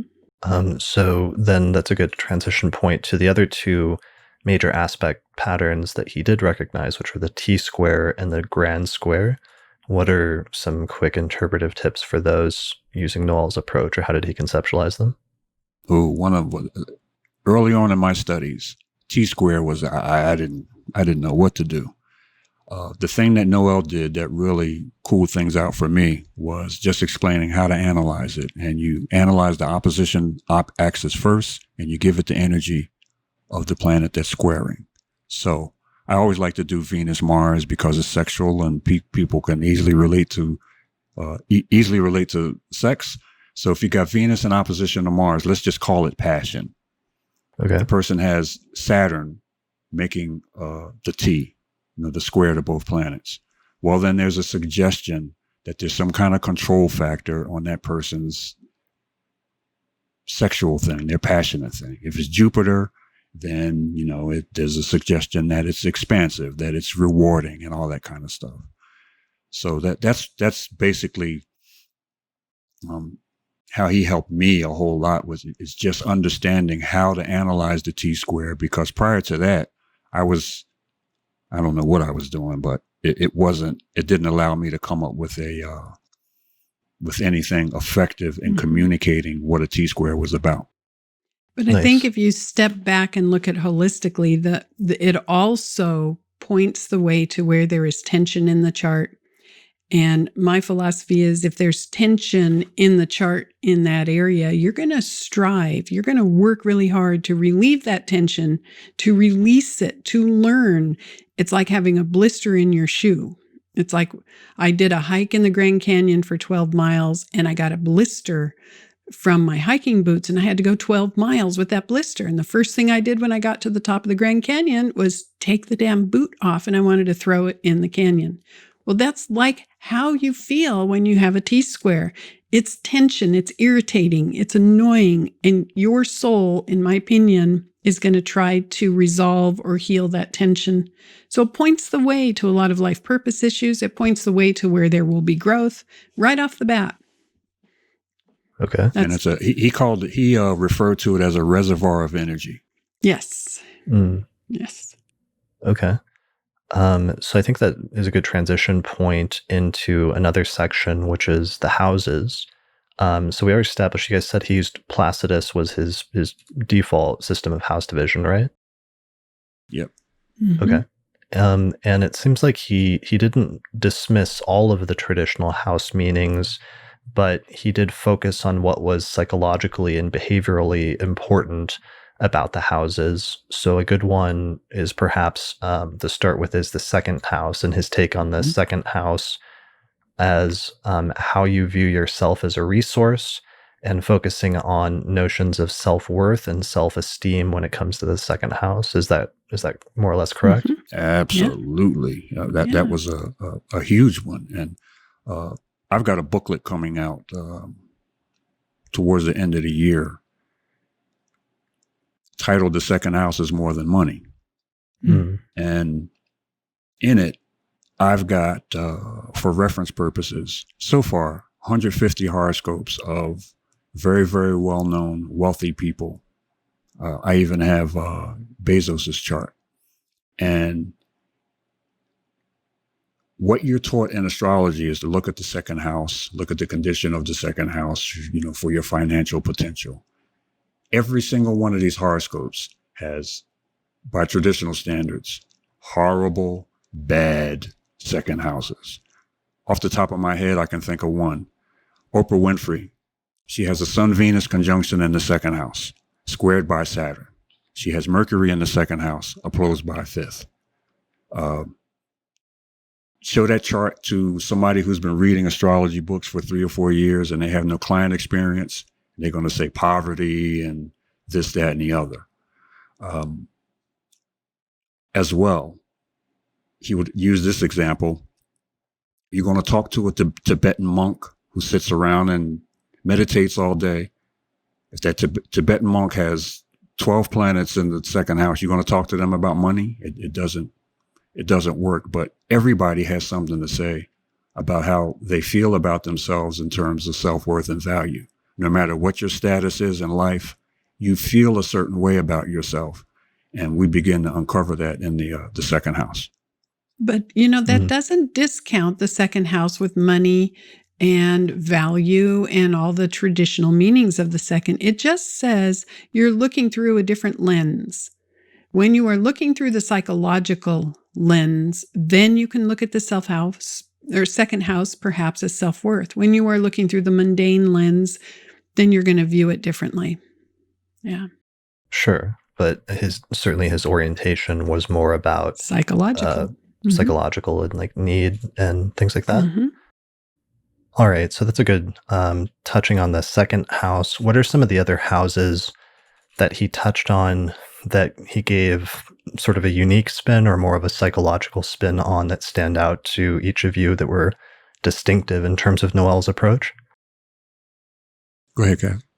Well, I already mentioned the big one for me was the 5th house, giving love, the 11th house, receiving love, and your ability to receive.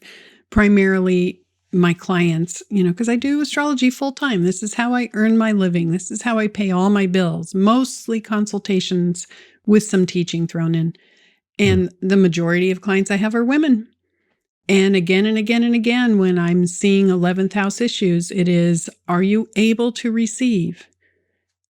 I know you're good at giving. Can you receive? And they will frequently say, no, I'm terrible at receiving. And I say, why? And so often, if you have a mutable sign like Gemini on the cusp of the 11th, then guess what you get on the cusp of the second house more often than not is Virgo, ruled by the same sign or the same planet. So often you see issues from the 11th house connected to issues of the second house, and self-worth gets in the way of being able to receive or feeling that you are lovable. And the therapeutic principle then moves toward teaching or helping them to understand they are lovable inherently. They don't have to earn it. Something got in the way in their early life, and they don't feel they're lovable. So that 11th house piece was really, really important to me. And the 5th house too, ability to give love, ability to receive love, and the second house of self-worth. Yeah. Okay. Cornerstones. So let's see, aside from that, he was somewhat unique. When I learned astrology, modern astrology in like the early 2000s, I didn't feel like there was a lot of focus. There was more focus on planets in houses, and for me, it wasn't until I came across like a relatively new Alan Oken book on the rulers of the houses that I saw a really detailed treatment of planets ruling houses being placed in other houses. But that was actually something that Noel focused on, was the rulers of the houses using the modern rulers of the signs of the zodiac, right? Significator dynamics. Yes, absolutely. It's right. He used the term, so he didn't say ruler, he used the term significator when talking about the ruler of, like, let's say the 7th house, the planet that rules the 7th house and where it's placed in the chart. He used both. He used both. Yeah. Both. Okay. Mm-hmm. It was mostly significator, but it was both. Mm-hmm. Okay. But that becomes very, very important therapeutically. The ruler of a certain house being in developmental tension would drive the core themes. Mm-hmm. Okay. And Matthew Ouimet told me that Noel would actually emphasize the ruler of the house more potentially than planets placed in the house. Is that your understanding? Well, it's not my understanding is that tension is tension, whether it's the planet in the house or the planet ruling the house. Right. Obviously, the planet ruling the house becomes more important than when there's no planet in the house. A person has the ruler of the 4th house involved in a grand cross. That's huge. as in terms of giving us an idea that there may have been some parental tension to talk about, and we need to see to what degree, if any, that has affected affected a person's life. So it's not more than, it's either. Exactly. I agree. Yeah. Got it. And in terms of the rulers of the houses, or using the modern rulers of the signs of the zodiac, Basil, in your book, I know you mentioned both the modern rulers and then the traditional rulers as co-rulers. Was that part of Noel's system, or where did he stand in terms of that whole thing? It's in the book because the idea was that we wanted to be able to get students into the school who knew nothing at all about astrology, just zero. And we wanted to have a book out that took them through all of the basics to the point where by the time they got finished doing the book, reading the books and studying it, they could do a decent job with the horoscope. But no, Noel never went around talking about traditional rulers. It was just like only educationally, but he would, in terms of using it in analysis. It was often all the way. Yeah, so Noel was 100% Uranus rules Aquarius, Neptune rules Pisces, and Pluto rules Scorpio. Yes. Yeah, it would stretch out a little bit with elections and horary, of course, but with natal analysis, it was always modern. Mm-hmm. Okay. So then he would have been one of the first generations of astrologers then, where it was like fully that scheme of just using the modern rulers, since Pluto was discovered in like the 1930s, and then there's like they were arguing for a couple of decades about what sign it should be assigned to, but when Noel comes in the 1960s and 70s, he's pretty firmly adopting and promoting that scheme. Yes. Yepper. Okay. So moving on, another distinctive interpretive principle that I know is pretty distinct to Noel, and I guess he came up with, was his interpretation of Saturn retrograde as being related to self-worth issues related to the experience of the father, and having some sort of unique interpretation of that. What was his take on that? Gee. Go ahead, Kathy. Yeah. Well, his authoritative statement is that when you find Saturn retrograde, there is a suggestion that the father may not have been present or have shown the leadership necessary, or could even have been tyrannical.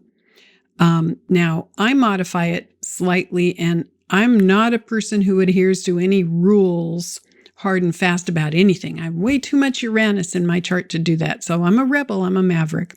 I agree very much with Saturn retrograde in most cases can suggest the father may not have shown the leadership necessary in some form, or may have not even been there, or may have been too passive. I think it works the majority of the time, but there are some cases where it doesn't. And this is where you check it out with the client. But when Noel came up with this theory, he was working with people, he was working with a different generation, especially people who had been born to right after the World War II, and there was a tightness, and it was a different stereotype. Certainly when he went to Asia, he found that to be hard and fast. Saturn retrograde and the father's not present because the father is so busy with career. But that's the theory, and you check it out and you ask, there's a suggestion here that your father may not have been present, or may be passive, or didn't show the leadership necessary. And oh my God, that's all you need to say. The client confirms. The client will tell you. And then also the house that Saturn rules. You look at that. But you have more to say about that, Basil, because this is personal for you too. Yeah, for sure. You're right. It doesn't always work that way, but it passes the 85% rule. 85% of the time, you're going to find that it's true. In my family, I have two older brothers. The oldest brother is 10 years older, and the other one is 8 years older. Now, our father our father's mother passed away giving birth to him, and his father never let him forget about it. Beatings, whippings, and so forth. So before any of us were born, he had his own psychological pattern based on how he came up. So my oldest brother has Saturn retrograde. The next oldest brother has Sun conjunct Saturn. I have Sun square Saturn. So you look at this family, it's like, what is the deal with this father? And then you talk and you find out like that's, you find out what happened. You know, that this guy had a bad experience and he laid it all on the children. Now, my two older brothers, they got a lot of beatings and whippings and that kind of parenting. I didn't. I got one time I took my allowance money and I went and put it in a pinball machine. And my father was sitting up there getting his shoes shined. I told you not to blah, blah, blah. And I got spanked a little bit. It was no big deal. But my brothers, they got the kind of things that parents get locked up for today. So that's interesting. So they both had Saturn retrograde, but it's direct in your chart? It's direct in my chart. It's square. I should have said, it's not just Saturn retrograde. It's Saturn conjunct square in opposition to the sun can manifest the same kinds of things. So in my family, all three brothers, the oldest one with the two grand trines, he has Saturn retrograde, ruling the fourth. The next oldest one has Sun conjunct Saturn, and I have Sun square Saturn. Got it. So it's a echoing theme. So it's not just Saturn retrograde, but similar echoes or similar themes can come up with hard aspects between the sun and Saturn.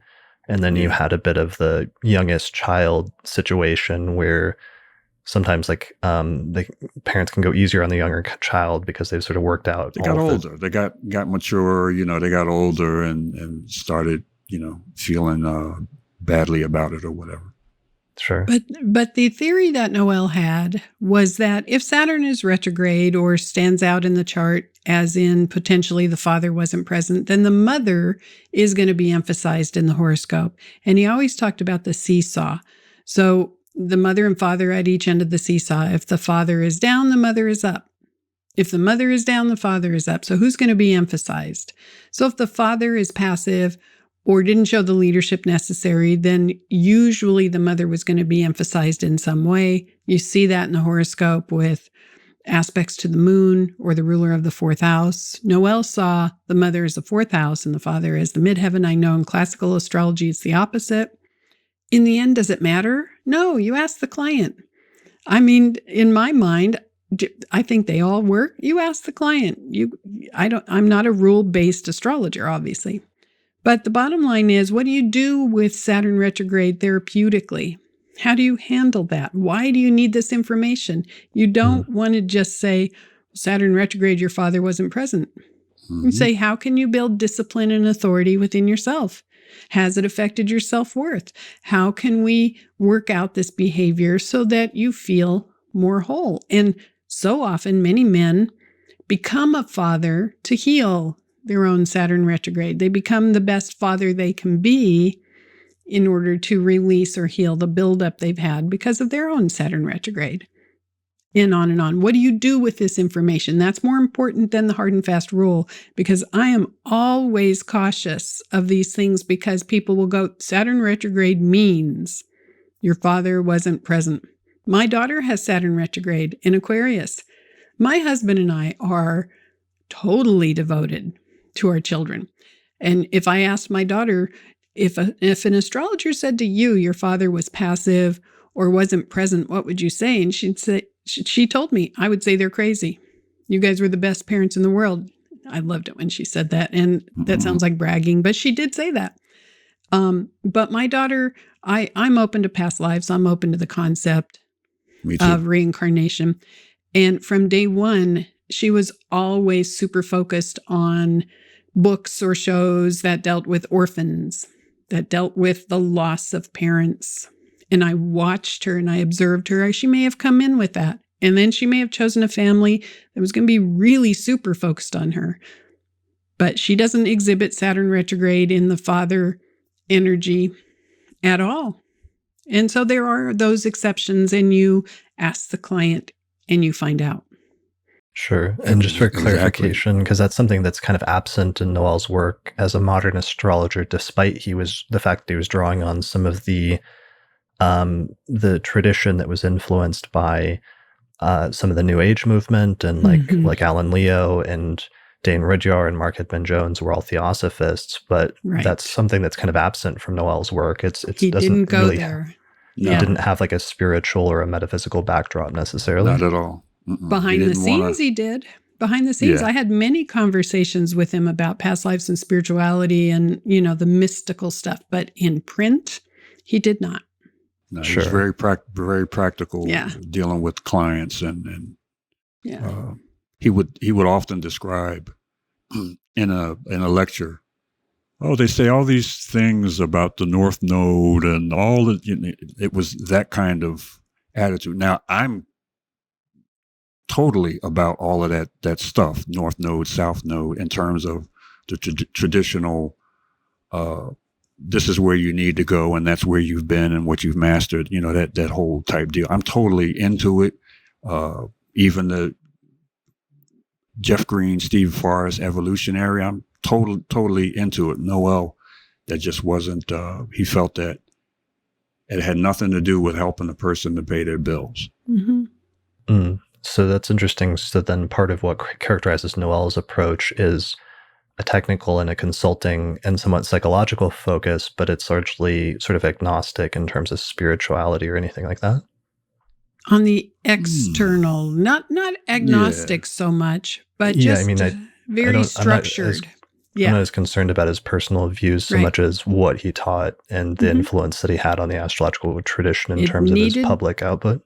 He was totally Capricorn there. Needs to be applied practically in real life right now. I think he just didn't want to muddy the waters, because he was a teacher. First and foremost, more than anything else, his legacy is that he was a teacher catalyst. And I think he wanted to keep it crystal clear and clean. That's my sense. He always told me to rein in my Neptune. I have a very strong Neptune also. And so we had many conversations where he was trying to pull my Neptune down to earth. Sure. And it's distinctive in terms of the generation and that he was in, and the generation that came in 10 years after him with like the Pluto and Leo generation that did come up in the 60s and 70s and was sometimes very tied in with the counterculture movement or the New Age movement. And a lot of those ideas from the earlier theosophists did take much greater prominence in some of those approaches, like evolutionary astrology, in terms of an orientation towards past lives or spirituality and metaphysics. But that was something, again, it seems like his approach is more technical and more consultation oriented. And perhaps that goes back to why, for example, winning the Irregulus Award for, public image, and that was part of his preoccupation almost in some ways. He wanted to be seen as the professional. He wanted to be seen as practical. He did not want to be seen as the mystic, even though he was. I mean, in those last years, I spoke to him many times a week, and we had many mystical conversations. But professionally, he wanted to be seen as practical. And one of his favorite books was Tibetan Book of the Dead. Yeah. Interesting. Okay.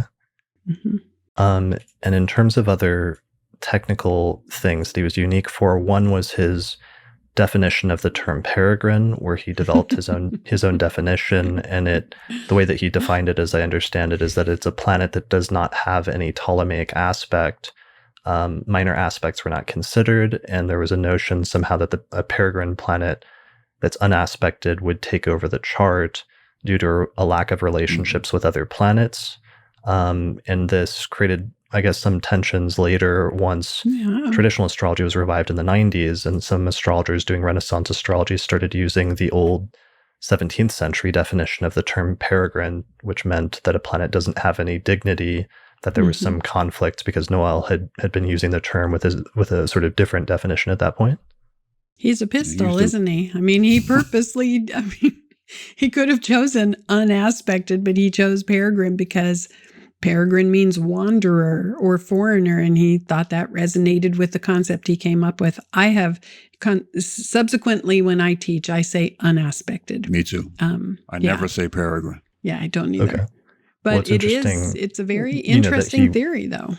it's interesting that you feel justified in doing that, because in his astrology, concepts of like dignity and minor dignities and like terms and decans and stuff aren't used. So it's not relevant if you don't have dignities as a sort of concept for the most part. So he probably felt more leeway, and also maybe to some extent his self-taught and innovative sort of approach to things it was part of what fed into that, perhaps. But that was still the notion of an unaspected planet being important in the chart was a distinctive feature of his astrology. Yeah, and I definitely agree with that theory. Unaspected planets are a big part of what I teach, and I see it as very important. But Noel was a wordmeister.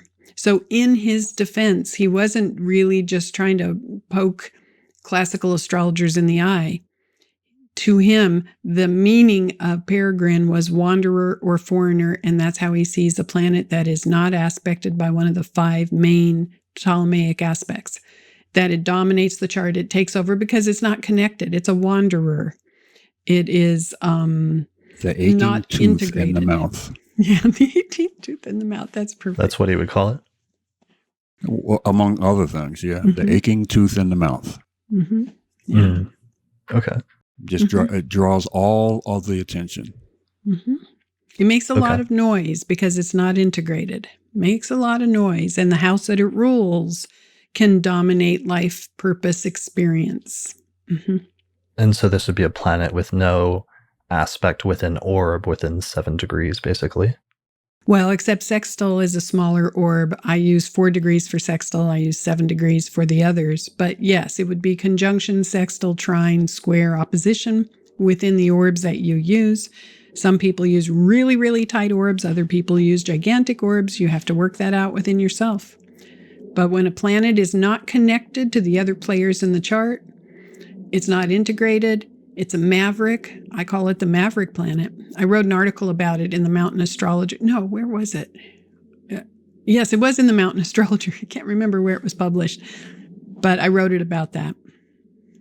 Okay. And I'm brilliant. sure Basil has written many things about unaspected planets. Yeah, if you're a Tyl person, it's part of the part of the wallpaper. Exactly.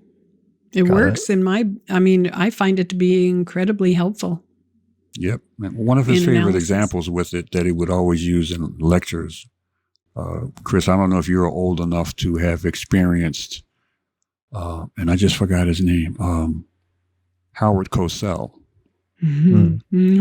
Unaspected Mercury. Howard Cosell was a sports announcer who had a very unique approach. The whole thing about him was the way that he talked. And he was an incessant, constant talker, and he had a way of saying things that was sort of on the unique side. And he had an unaspected Mercury, and the whole thing, outside of being a communicator for what he did for a living, it was just the way that he did it was so distinct, and he was a Mercury-dominated person. There are many, many good examples like that, yes. Okay. Let's move on. One of the things that was also distinctive that he introduced was solar arcs as a timing technique. And he published what I think is one of the first, if not the first, English language full textbooks on this subject in 2001, titled Solar Arcs, Astrology's Most Successful Predictive System. Was this one of his distinctive techniques? Absolutely. Transits and arcs. Yep. Yes.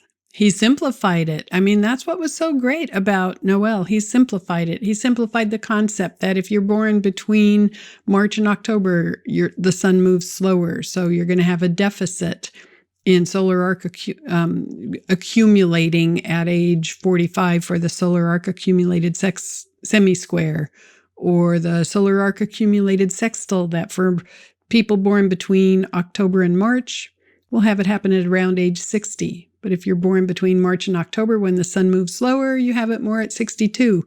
He simplified that.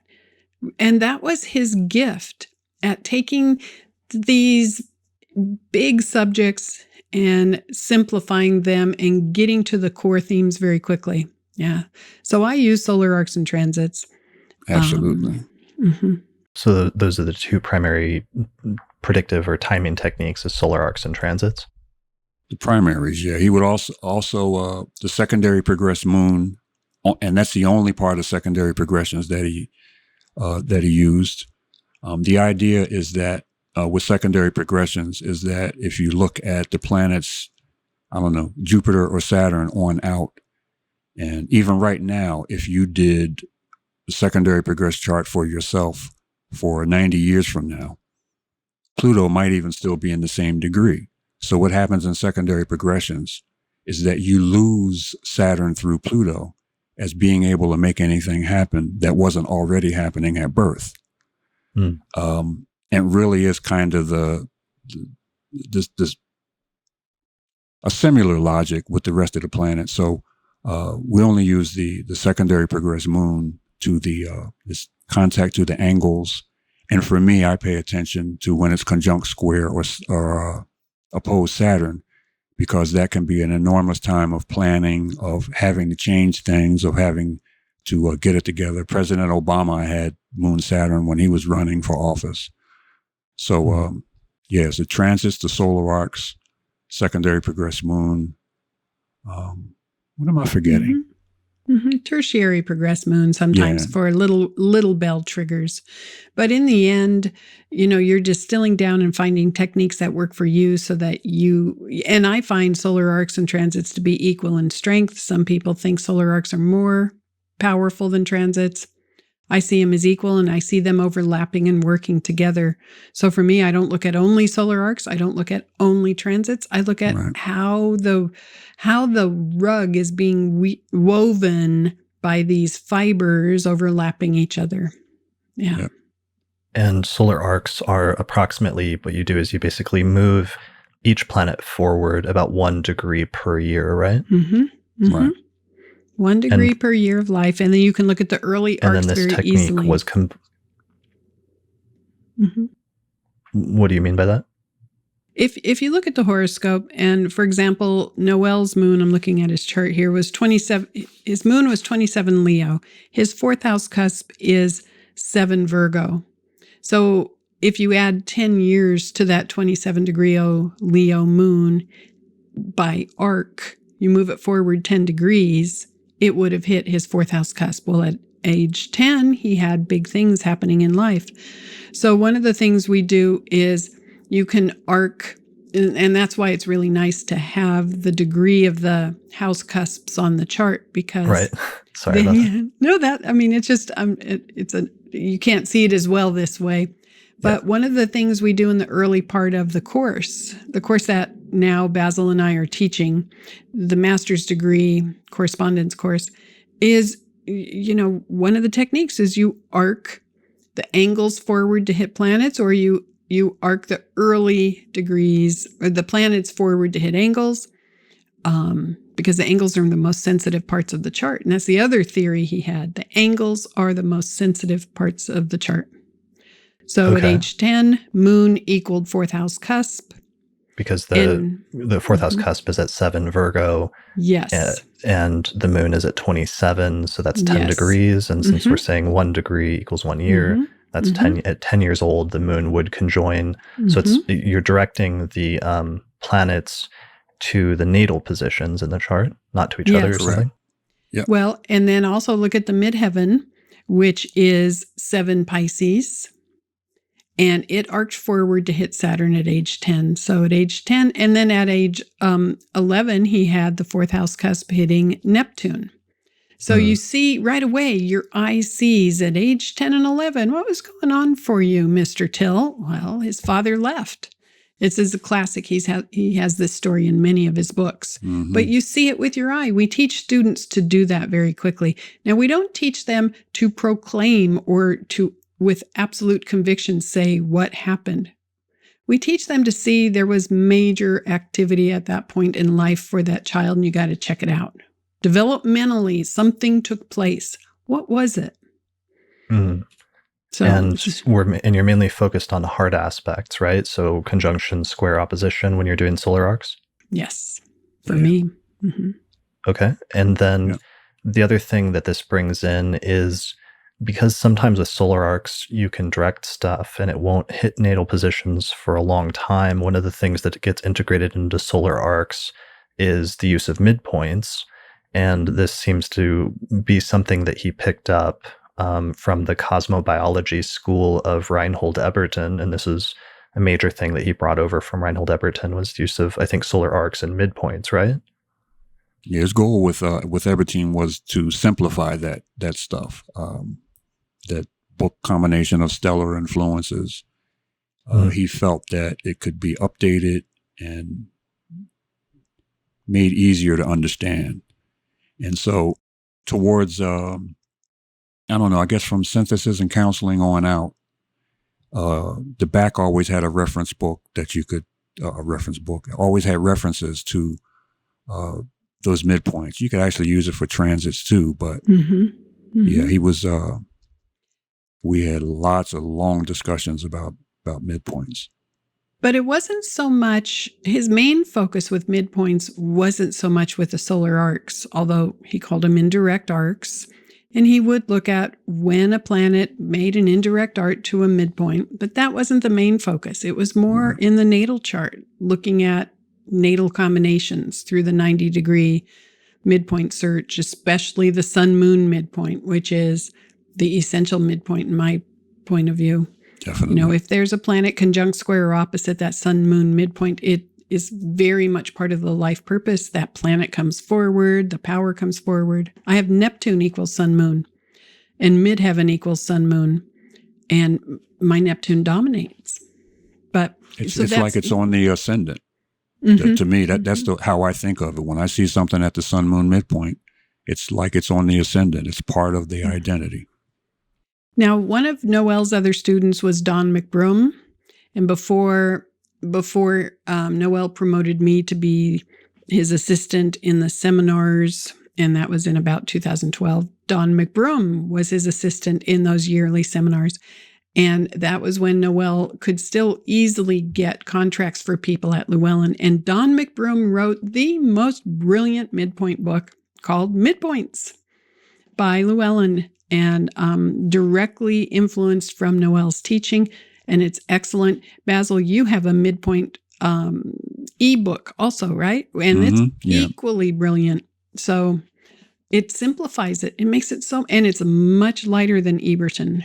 Eberton is too negative for me, too heavy. I can't go there. I can't go there.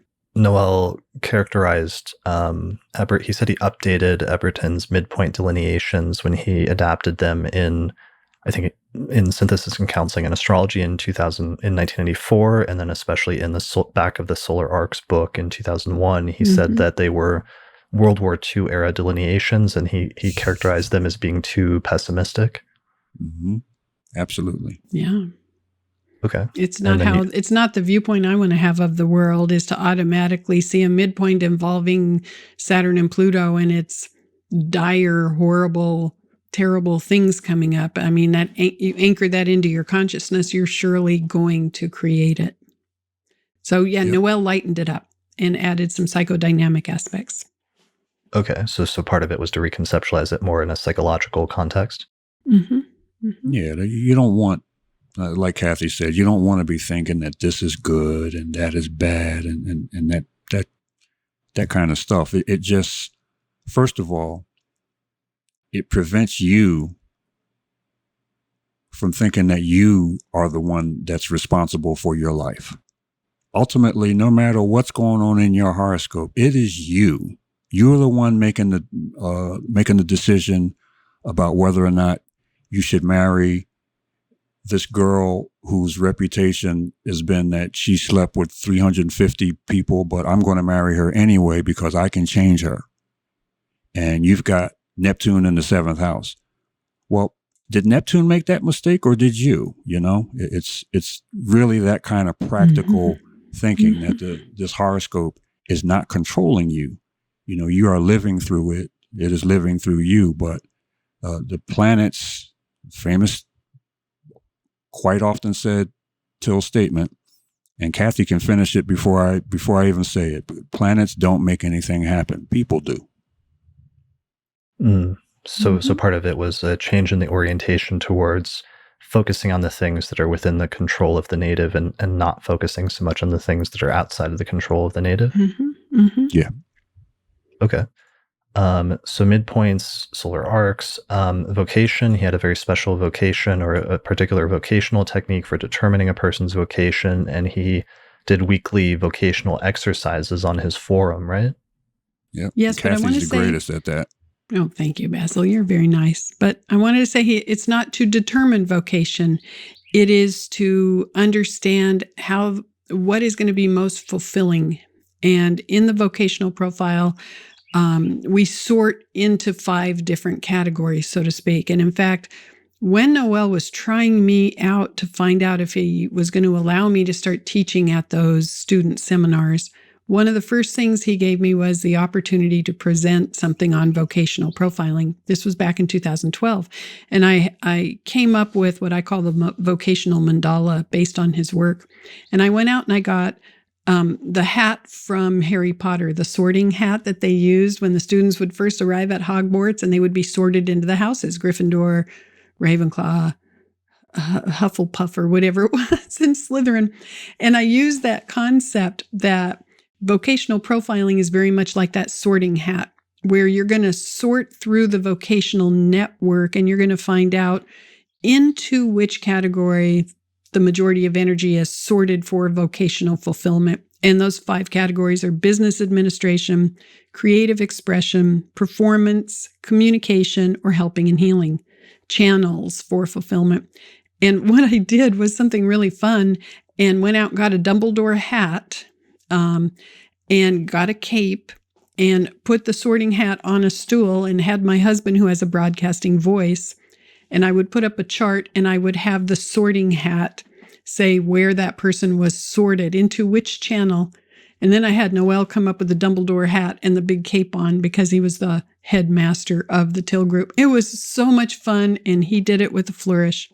But the bottom line is, I think that vocational profiling, that midheaven extension process, was a stroke of genius on his part. Absolutely. But it is a process. It is not pronouncing you should be in business. It is a process of finding where the vocational channel needs to go in order for fulfillment. And so again, sort of following up on the idea of an astrology of focusing on social or psychological needs as what's indicated in the birth chart. Right. I'll tell you what, though, adding it to your practice is extremely helpful. Both of my kids are mid to late 20s now. And when they were in college, I had so many consultations, mostly pro bono, from their friends in college doing vocational profiling, helping them understand what is going to help them feel fulfilled in career. So a lot of those were just simply based on the vocational process. And it was incredibly helpful to kids at that age. I mean, it was incredibly fulfilling for me, even though I didn't get paid for most of it. Yeah. Yep. Brilliant. All right. So moving on, because we have been going for 2 hours and 20-ish minutes now. So just to wrap up the last of the technical stuff, he used the Aries point as like a sensitive point. And I think that's another thing coming from cosmobiology or maybe from the Hamburg school.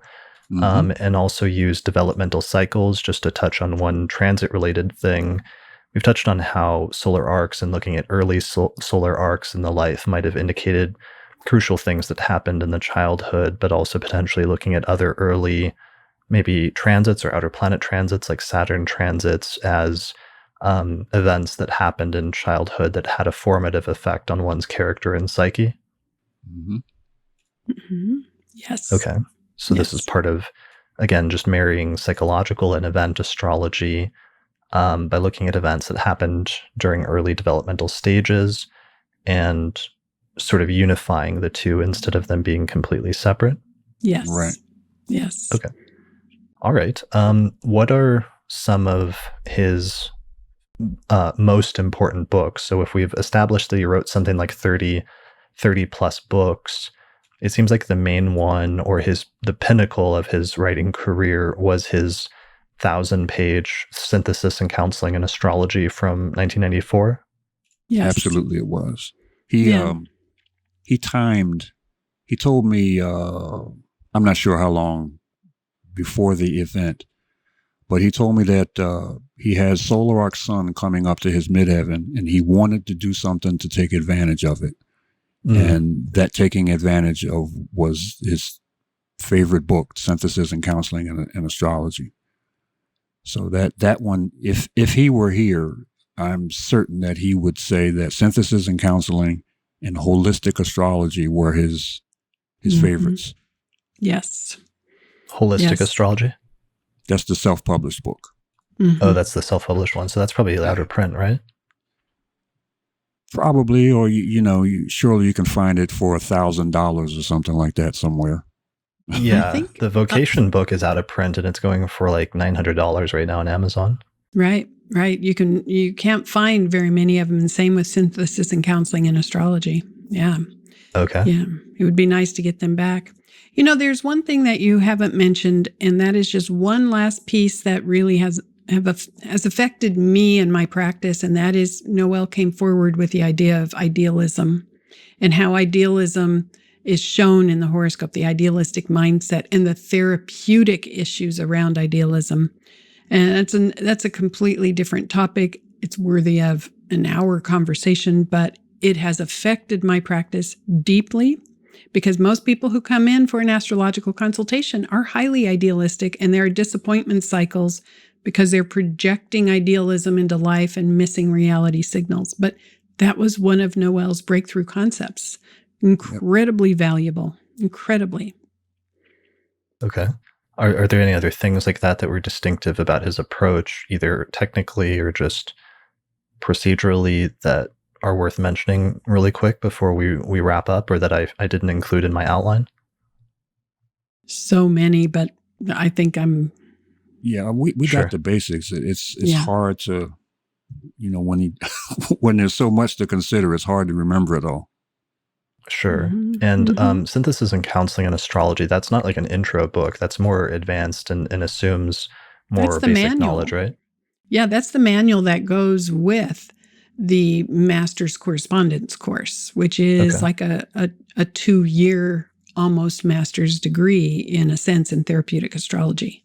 Yeah, it's a heavy book. And it is about 800 pages. I was wrong. I was thinking it was 1,100. I looked it up and it's 800. 800. Okay. Well, that's not, I guess that's long enough. 800 pages. That's not bad. So let's see, other titles that me and Matthew were talking about: Solar Arcs, which came out in 2001, Prediction in Astrology, which was 1995, Vocations, the New Midheaven Extension Process, which was published in 2006, The Astrology of Intimacy, Sexuality, and Relationship in 2002, The Astrological Timing of Critical Illness in 1988, The Creative Astrologer, Effective Single Session Counseling in 2000, Noel Tyl's Guide to Astrological Consultation in 2007, and then his early series, The Principles and Practice of Astrology, in 12 volumes. So those are just a few of his 30-something titles. And the Astrology of the Famed, which, was all about rectification and was incredibly brilliant. The Astrology. That's the one, Chris, I mentioned that about writing an intro. It was that you wrote the forward to? Okay. Yeah. And that was one where he went back and he tried to rectify the charts of several famous figures from history, like Leonardo da Vinci and other people. Right. Nice. Okay. And your book, Basil, is The New Way to Learn Astrology, and that came out in 1999? 1999, yeah. Okay. And that's another one. That was Llewellyn, and it's out of print. Is there any plan to bring that back at some point or reprint Absolutely. it? Do you know?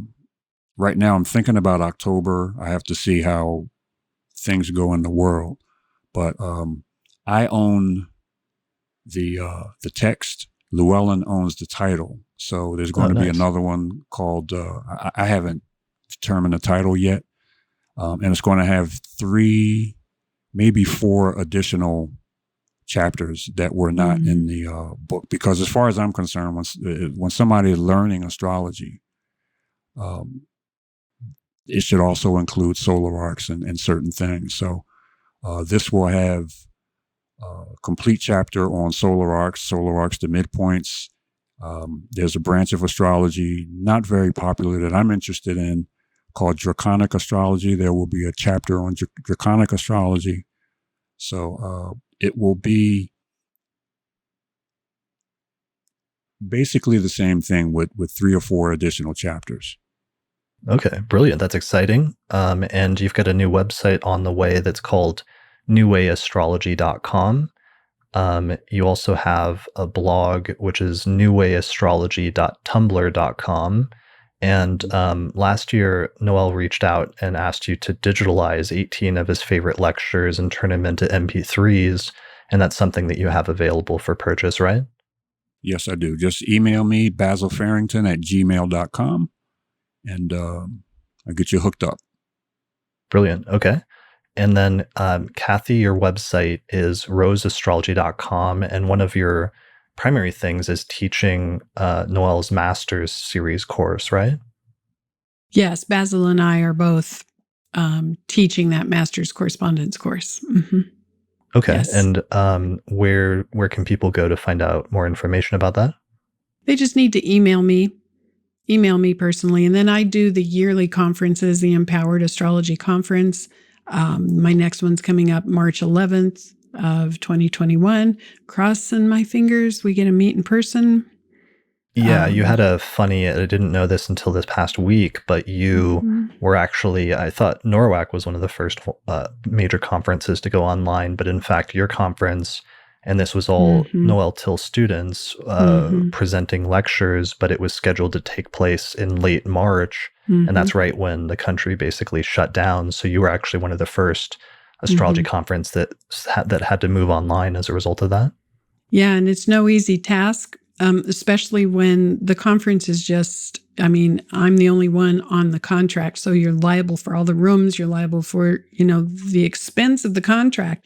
Right. And I was lucky enough to hit the timing where the hotel worked with me. But yeah, we took it online and it was really, really successful and it went just fine. And so we have 15 lectures. And that lecture series is still available. And all the information in that conference is very practical for consultation astrologers, Brilliant. So there's lectures by you, by Basil, Matthew Ouimet, and a number of other. Elizabeth Grace, and Hiroki Nizato, who needs to be mentioned because he is now teaching Noel's material in Japan, and he's incredibly successful out there. He was Noel's interpreter when Noel would go to Japan. And so he interpreted well over, 100 or 200 consultations live. And he's a brilliant astrologer. He's just incredible. Awesome. Yeah. I'll have to have him on at some point in the future since there's lots of other things to follow up on. So recordings from that conference are available from the Empowered Astrology Seminar. How can people get a hold of those? Email me directly. Yeah. And what's your email address again? roseastrology@yahoo.com. Yeah. Okay, Elizabeth Grace did a few. We have a good collection of and Matthew Ouimet did one on annual profections. Shout out to you. Brilliant. I like Matthew's work in synthesizing modern and traditional astrology. And you also, as we mentioned earlier in the show, you filmed a series with Noel of the Tyl Masterwork series, which was like a series of DVDs. And you still have some of those left, and then you're going to be putting those into some sort of digital format at some point as well. At some point, yeah. We're almost out of stock, but we still have them. 9 DVDs. Noel comes into your living room if you play it on your TV or your computer. They're very good. They're very good. And it helps personalize the information because Noel's very poetic and a bit abstract. And some of the things he writes, some people have to really think about what did he mean because he was a poetic man. So the DVDs make it simpler. Yeah, and I like that because the production quality, like the audio and the video, is really good, and that's because your husband has a professional background in production and audio video design. Yeah. So it's nice having. He does all my videos. We have a home studio, and I put out 2 videos a month, and he's my director, producer, editor. Brilliant. Well, people can find out more information about that at tillmasterwork.com. And then also you have a bunch of previews where people can watch snippets from that on a YouTube channel, which is youtube.com/tillmasterwork. And that has some great interviews that you did with him and other things like that if people want to get a better sense for his personality and approach to astrology. Awesome. Well, thank you guys for joining me for this today. This was amazing. I can't believe how much we covered. I feel like we did our own like synthesis and counseling and astrology 800-page marathon today. But yeah, thanks a lot for joining me. I appreciate it. It's a joy. It's always a joy to talk about Noel's work and all of that. He, outside of anybody named Fearrington, he was one of the 3 most important people in my life, without a doubt. Yeah. And it's good to hear the personal connections that both of you had with him and history in the making in terms of the shaping and molding of the astrological tradition over the past few decades, not just through his work, but also through the work of his students and collaborators and how that's continued on through both of you. Thank you. And thank you for all you do, Chris. I mean, you're doing a lot for the astrological community.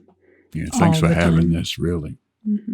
Yeah. All right. Thanks, guys. Well, thanks everybody for listening to this episode of the Astrology Podcast. And thanks to all the patrons who support our work and make it possible that we can like send microphones out to get good audio and video. And that's it for this episode. So we'll see you again next time. Thanks to the patrons who helped to support the production of this episode of the Astrology Podcast through our page on patreon.com. In particular, shout out to patrons Christine Stone, Nate Craddock, Marin Altman, Arena Tudor, Thomas Miller, Bear River, Catherine Conroy, Michelle Marilat, and Kate Pallotta, as well as the AstroGold Astrology app available at astrogold.io, the Portland School of Astrology at portlandastrology.org, and the Honeycomb Collective Personal Astrological Almanacs available at honeycomb.co. The production of this episode of the podcast is also supported by the International Society for Astrological Research, which is hosting a major astrology conference in Denver, Colorado, September 10th through the 14th, 2020. More information about that at isar2020.org. And finally, also SolarFire Astrology software, which is available at alabe.com, and you can use the promo code AP15 for a 15% discount on that software. For more information about how to become a patron of the Astrology Podcast and help support the production of future episodes, while getting access to subscriber benefits like early access to new episodes or other bonus content, go to patreon.com/astrologypodcast.